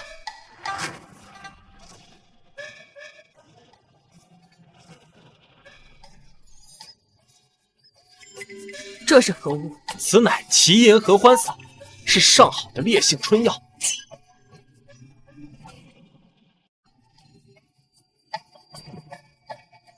这个啊，这个叫做大力喷射王，服用之后化身为喷射战士，与这个奇岩合欢散相配，堪称绝美。高阳，你这就没有正常一点的药？而且，你平时都带这些出门？哎，这些可都是臣行走江湖的必备之物。有了这些东西，荣亲王他想不死也难。毒杀手段不太甜，恐怕难以给天下百姓一个交代。朕要活捉荣亲王，再将其制服，最好将伤害缩小到最小的范围。这该如何做？陛下切莫着急，荣亲王耐不住性子，必然会露出破绽。到时候，陛下就算是当众杀他，也能给天下一个交代。好，陛下，臣只有一句话要陛下谨记：荣亲王留不得。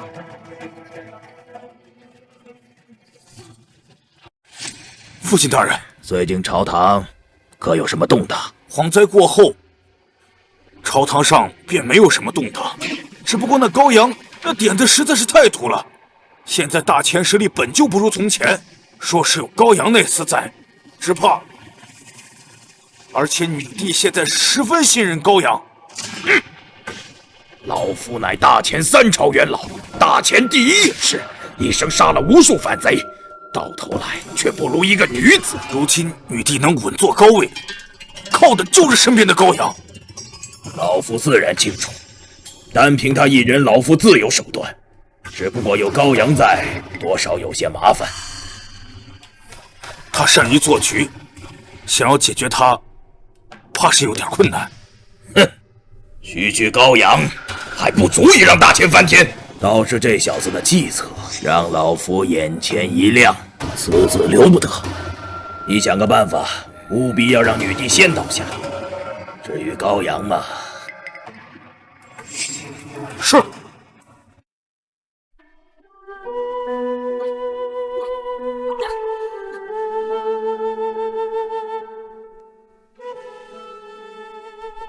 陛下，天气多变，您多注意点身子。不妨，只是小咳嗽。都怪那高阳，定是碰那些瓶瓶罐罐的东西给感染了。陛下，你要小心点他鬼点子太多了。朕只是昨天晚上没有休息好，跟高阳无关。陛下，传太医。陛下，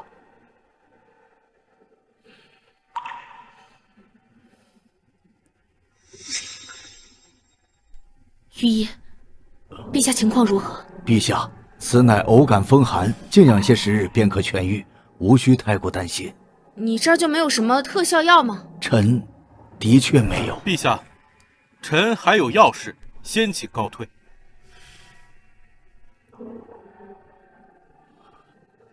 你也退下吧。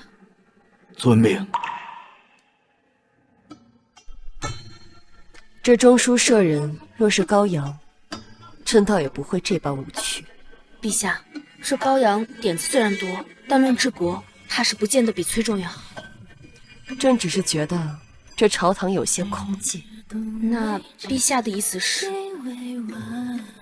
臣明白了，臣这就去还高阳。不用，莫要麻烦高阳啊。荣亲王有一家药铺，专售奇药，或许这里能够找到陛下所需的药材。哎，崔状元，这么巧啊！武世子，此事说来话长。前阵子家父身染重病，最近我寻了一味可治百病的奇药，吃下3日就立马好了。此等奇药可遇不可求啊！我此次前来，正是让店家把药收起来，专供王府。能治百病，这世上真的有此灵药？那可不，天地之大，总有一些奇物。不瞒你说，皇上最近感染了重病，连太医都看不明白。什么？皇上也病了？那这样，你先拿给皇上。五世子大意，那我先替皇上谢谢。哎，拿着，陛下乃一国之君，这都是我该做的，快拿回去煲给陛下喝，莫耽误了。等陛下痊愈好，必当重谢荣亲王。快去吧，啊，耽搁太久不可罚。哈哈哈哈哈！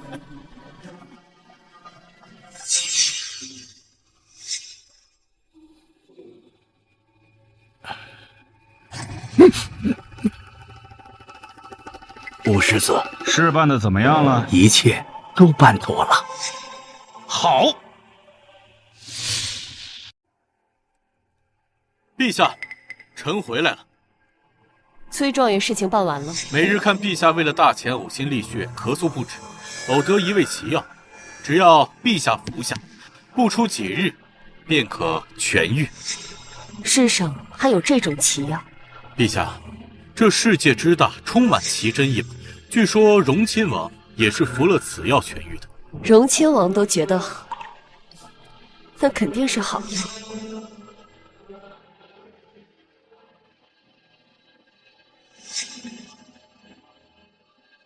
哼，崔少爷倒是细心啊，居然能找到包治百病的神药。高阳怎么在这儿？也罢，刚好让你看看我在陛下面前的表现。这都是微臣该做的。若朕的咳嗽有所好转，朕便重重有赏。臣多谢陛下。陛下身为一国之君，每日事务繁忙，但也要注意身子。怪臣不细心，不然来的时候也给陛下带点我高家的祖传秘药。此乃奇银合欢散，是上好的烈性春药。不必了，不必了。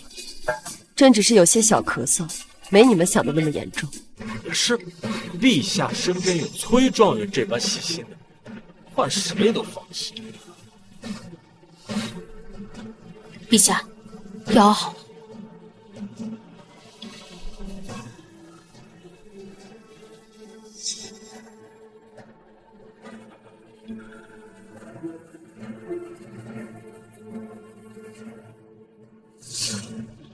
这次要是办好了，加官进爵。父亲大人，崔清河那狗腿子已经将毒药让女帝喝下去了。李少将军不在，正是动手的好时机。好，拿下女帝，大钱将会是我舞龙的。那高阳，区一个高阳，掀不起什么风浪。只要抓住高阳，女帝就想不出什么计策来。崔清河现在应该已经给女帝下药了，是不是可以行动了？时机也差不多了，开始行动！护卫皇宫，必要将女帝给我拿下。是，出发，出。是。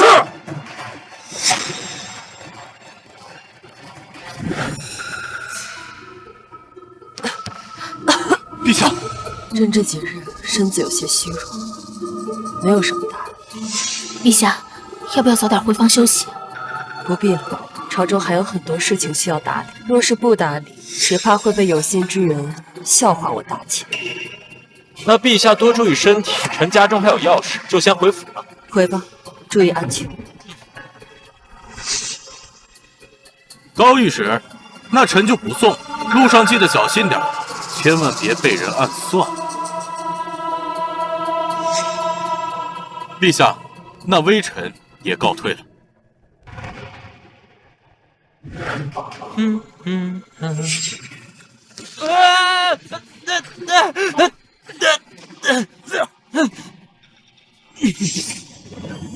荣亲王，高阳，别来无恙。荣亲王，您抓我不会是因为我在女帝身边做局吧？实不相瞒，伴君如伴虎，更何况是女帝那只母老虎。我其实一直都想找个机会跑路，而荣亲王爷如今一方势力独大，我倒也想倒戈，为荣亲王爷效力。你真当我傻呀？高阳的手段，长安上下谁人不知？嗨，我能有什么手段？您看，不还是被您抓起来了？高阳，你莫要以为老夫会信你，现在就如同一把刀，随时会给我一刀。不过这阵女帝已经中毒，李少将军又不在皇城，整个大秦将会是本王的，而你只有死路一条。女帝陛下中毒了？没错，崔锦和那药便是晨儿给的，想必现在药效已经发作了。来人，将此人给我押到朝上，可以让女帝亲眼看看我是如何折服你高阳的。武龙，你个王八蛋，谋杀陛下，你这是死罪啊！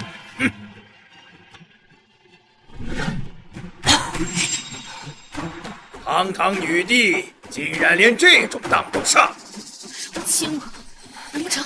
没错，就是本王干的，罪该万死！来人呐！皇宫上下被荣王府的人给包围了。乌龙，大秦上下岂容你放肆！死到临头还这般猖狂，将高阳给老夫带进来！放开我！走，高阳，乌龙，你。这就是你的倚仗，没了高阳，你当真以为你能治理国家，能平定天下，你能振兴大秦？天地离奇暴毙，老夫为大秦赴汤蹈火，怎么也想不到会让你一介女子登基。御史台上下对你有多大成见？不过现在倒也无妨，反正整个大秦将会是我武龙的了。还有你，高阳，你小子诡计多端。今天我了结了你，老子的心头大患呐！武龙，你当真以为你杀得了我？你杀得了陛下吗？我死倒是无所谓，但是陛下但凡有个三长两短，整个朝野上下都会追杀你，你知道吗？你别忘了，除了女帝，整个大秦谁才是最大的藩王？老夫只是略微出手，便能平定民愤。此子不可留，给我杀了！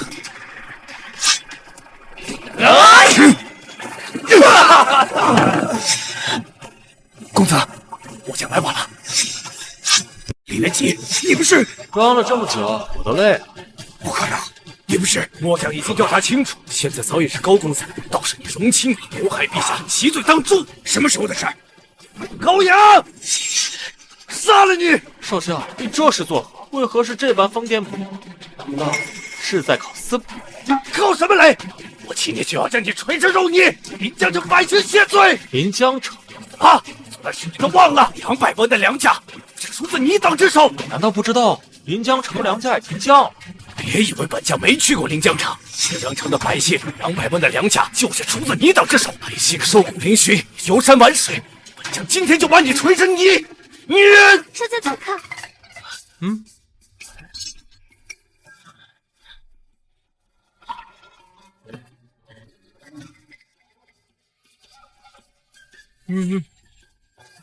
我10文1斗的粮价，大人是如何做到的？本官是用了一点小手段罢了。10文1斗，足足比清水城低了20文之多。臣有罪，不该对大人这般，还做出追杀大人的蠢事。哎，少将军，您身为将军，这么做，让外人看见了，成何体统？臣有罪，臣明天就禀报殿下，向大人请罪。少将军，你说你是不是猪脑了？这你不说，不就什么事情都没有了吗？此事重大，臣必须禀报殿下，向您请罪，求得您的原谅。你想让我原谅你，也不是不可以，但是你得帮本官做一件事。末将赴汤蹈火，在所不辞。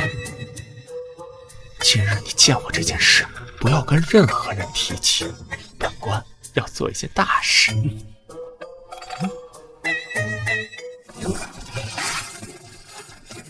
这一切都是你们设计好的。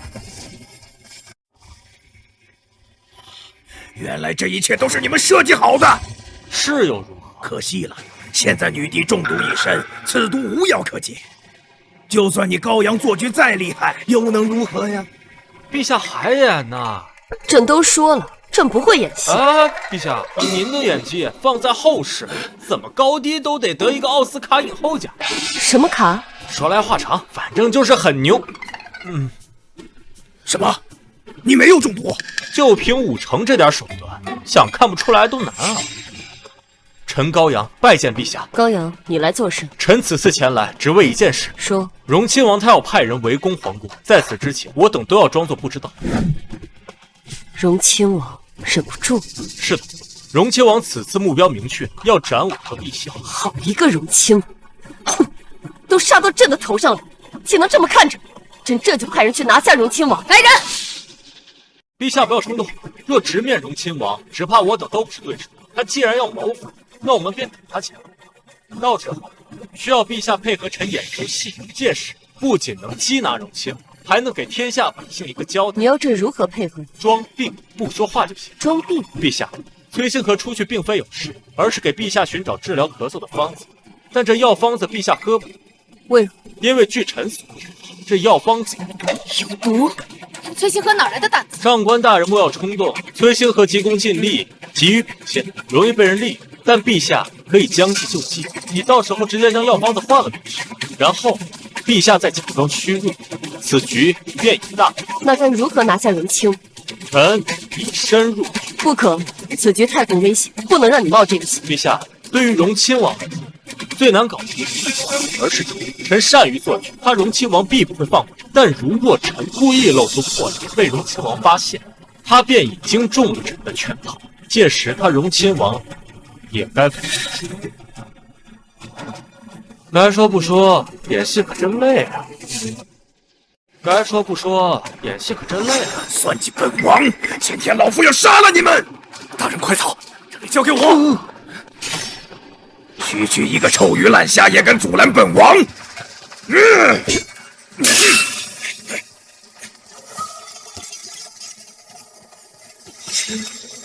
好！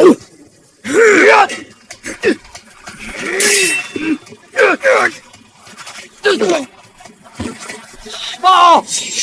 王爷，我等都中埋伏了，皇宫黑兵卫全都席卷了过来。狮子他们已经无人生还了。什么？陈二哥，高阳，你不得好死！我要杀了你！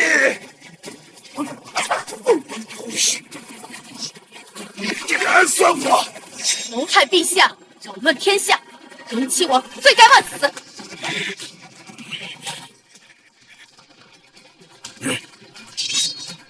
老夫乃大前亲王，乃先帝所指的3大顾命之首，更有先帝赐下的免死金牌，可免一死。你来杀我，看你怎么向老百姓交代！荣亲王谋害陛下，就算你有免死金牌，那又有何用呢？你可有证据啊？来人，将崔星河给我带上来。罗，我乃堂堂大前状元，你居然陷害我！传给我的那剂药居然是毒的，我多亏也不会放过你。走。那又如何？天下人又不知，大清的百姓还是照样信我荣亲王的。哦，是吗？今日之事自会有言官记录下来。高阳，本王倒是小瞧了你。即便如此，又当如何？你还是杀不了我。荣亲王，你此举对得起你身上这些伤疤吗？在臣的心中，荣亲王乃是用命守护大前江山的荣亲王啊！白河沟与赵国一战，你一马当先，在万军之中杀得人为血人，马为血马。你可还记得高城一战，你一人扛刀，身中数箭，却依旧一往无前，杀得楚军败退。战后你身上的甲胄几乎都成了刺猬，你可还记得？这他妈的是我的词！西昌一战，先帝御驾亲征，差点被活捉，还是你一马当先，带着骑兵精锐冲杀进去，救下了先帝。先帝驾崩，赐你免死金牌，又委任你为大前3大顾命之首。这是何等的信任，这又是何等的荣耀！而你呢？你罔顾先帝的信任，罔顾陛下的信任，你竟想谋害陛下！你愧对于你这身上的伤疤，你愧对于你一身荣耀啊！此举真是令朝野寒心，令陛下寒心，令天下人寒心呐！高阳，你血口喷人！荣亲王既为武将，自当顶天立地，敢做敢当。现在铁证如山，你还想狡辩？你若是承认，反倒显得你坦荡。一味的狡辩，只会令天下人不齿。高阳，你这个畜生！昔日的皇叔为我大前出生入死，身伤以身辱，真想不到皇叔竟用这种肮脏的手段负了大前，负了朕，朕岂能容你？谋逆大罪，连死金牌也无用。今日若不是高阳，朕早已遇害。来人，上虎头铡！陛下，将此人押入天牢，让刑部的人伺候即可。为何皇叔这般害朕？朕还要饶他一命。陛下，日后明知。押入天牢。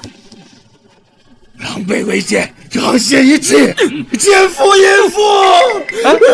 陛下，那咋样？高阳，没想到你还有这等计策，还真是让朕大吃一惊。正所谓恶人先告状，臣就是要走荣亲王的路，让荣亲王无路可走。臣撕破了荣亲王的衣衫，率先说出其功绩。只要臣先说出来，他便无话可说。如此一来，荣亲王就算想要拿这些功绩换命，那也是不行了。你还真是总让朕惊喜。不过朕还是想不明白，荣亲王虽为朕的皇叔，单仅凭想谋害朕这一条，就足以定死罪，为何还要关进天牢呢？陛下，念在荣亲王的往日功勋，死罪可免，但活罪难逃。将其打入天牢，便能堵住天下悠悠众人。你这个计策倒是个好办法，但荣亲王不死，怕是斩草不除根，春风吹又生。陛下，您可还曾记得朝堂上考核臣的灭门之祸？你说的可是守株待兔？不，这个应该叫做钓鱼执法。将荣亲王打入天牢，其手下护卫必定以营救为主。如此一来，陛下可以在天牢内设防，将其一网打尽。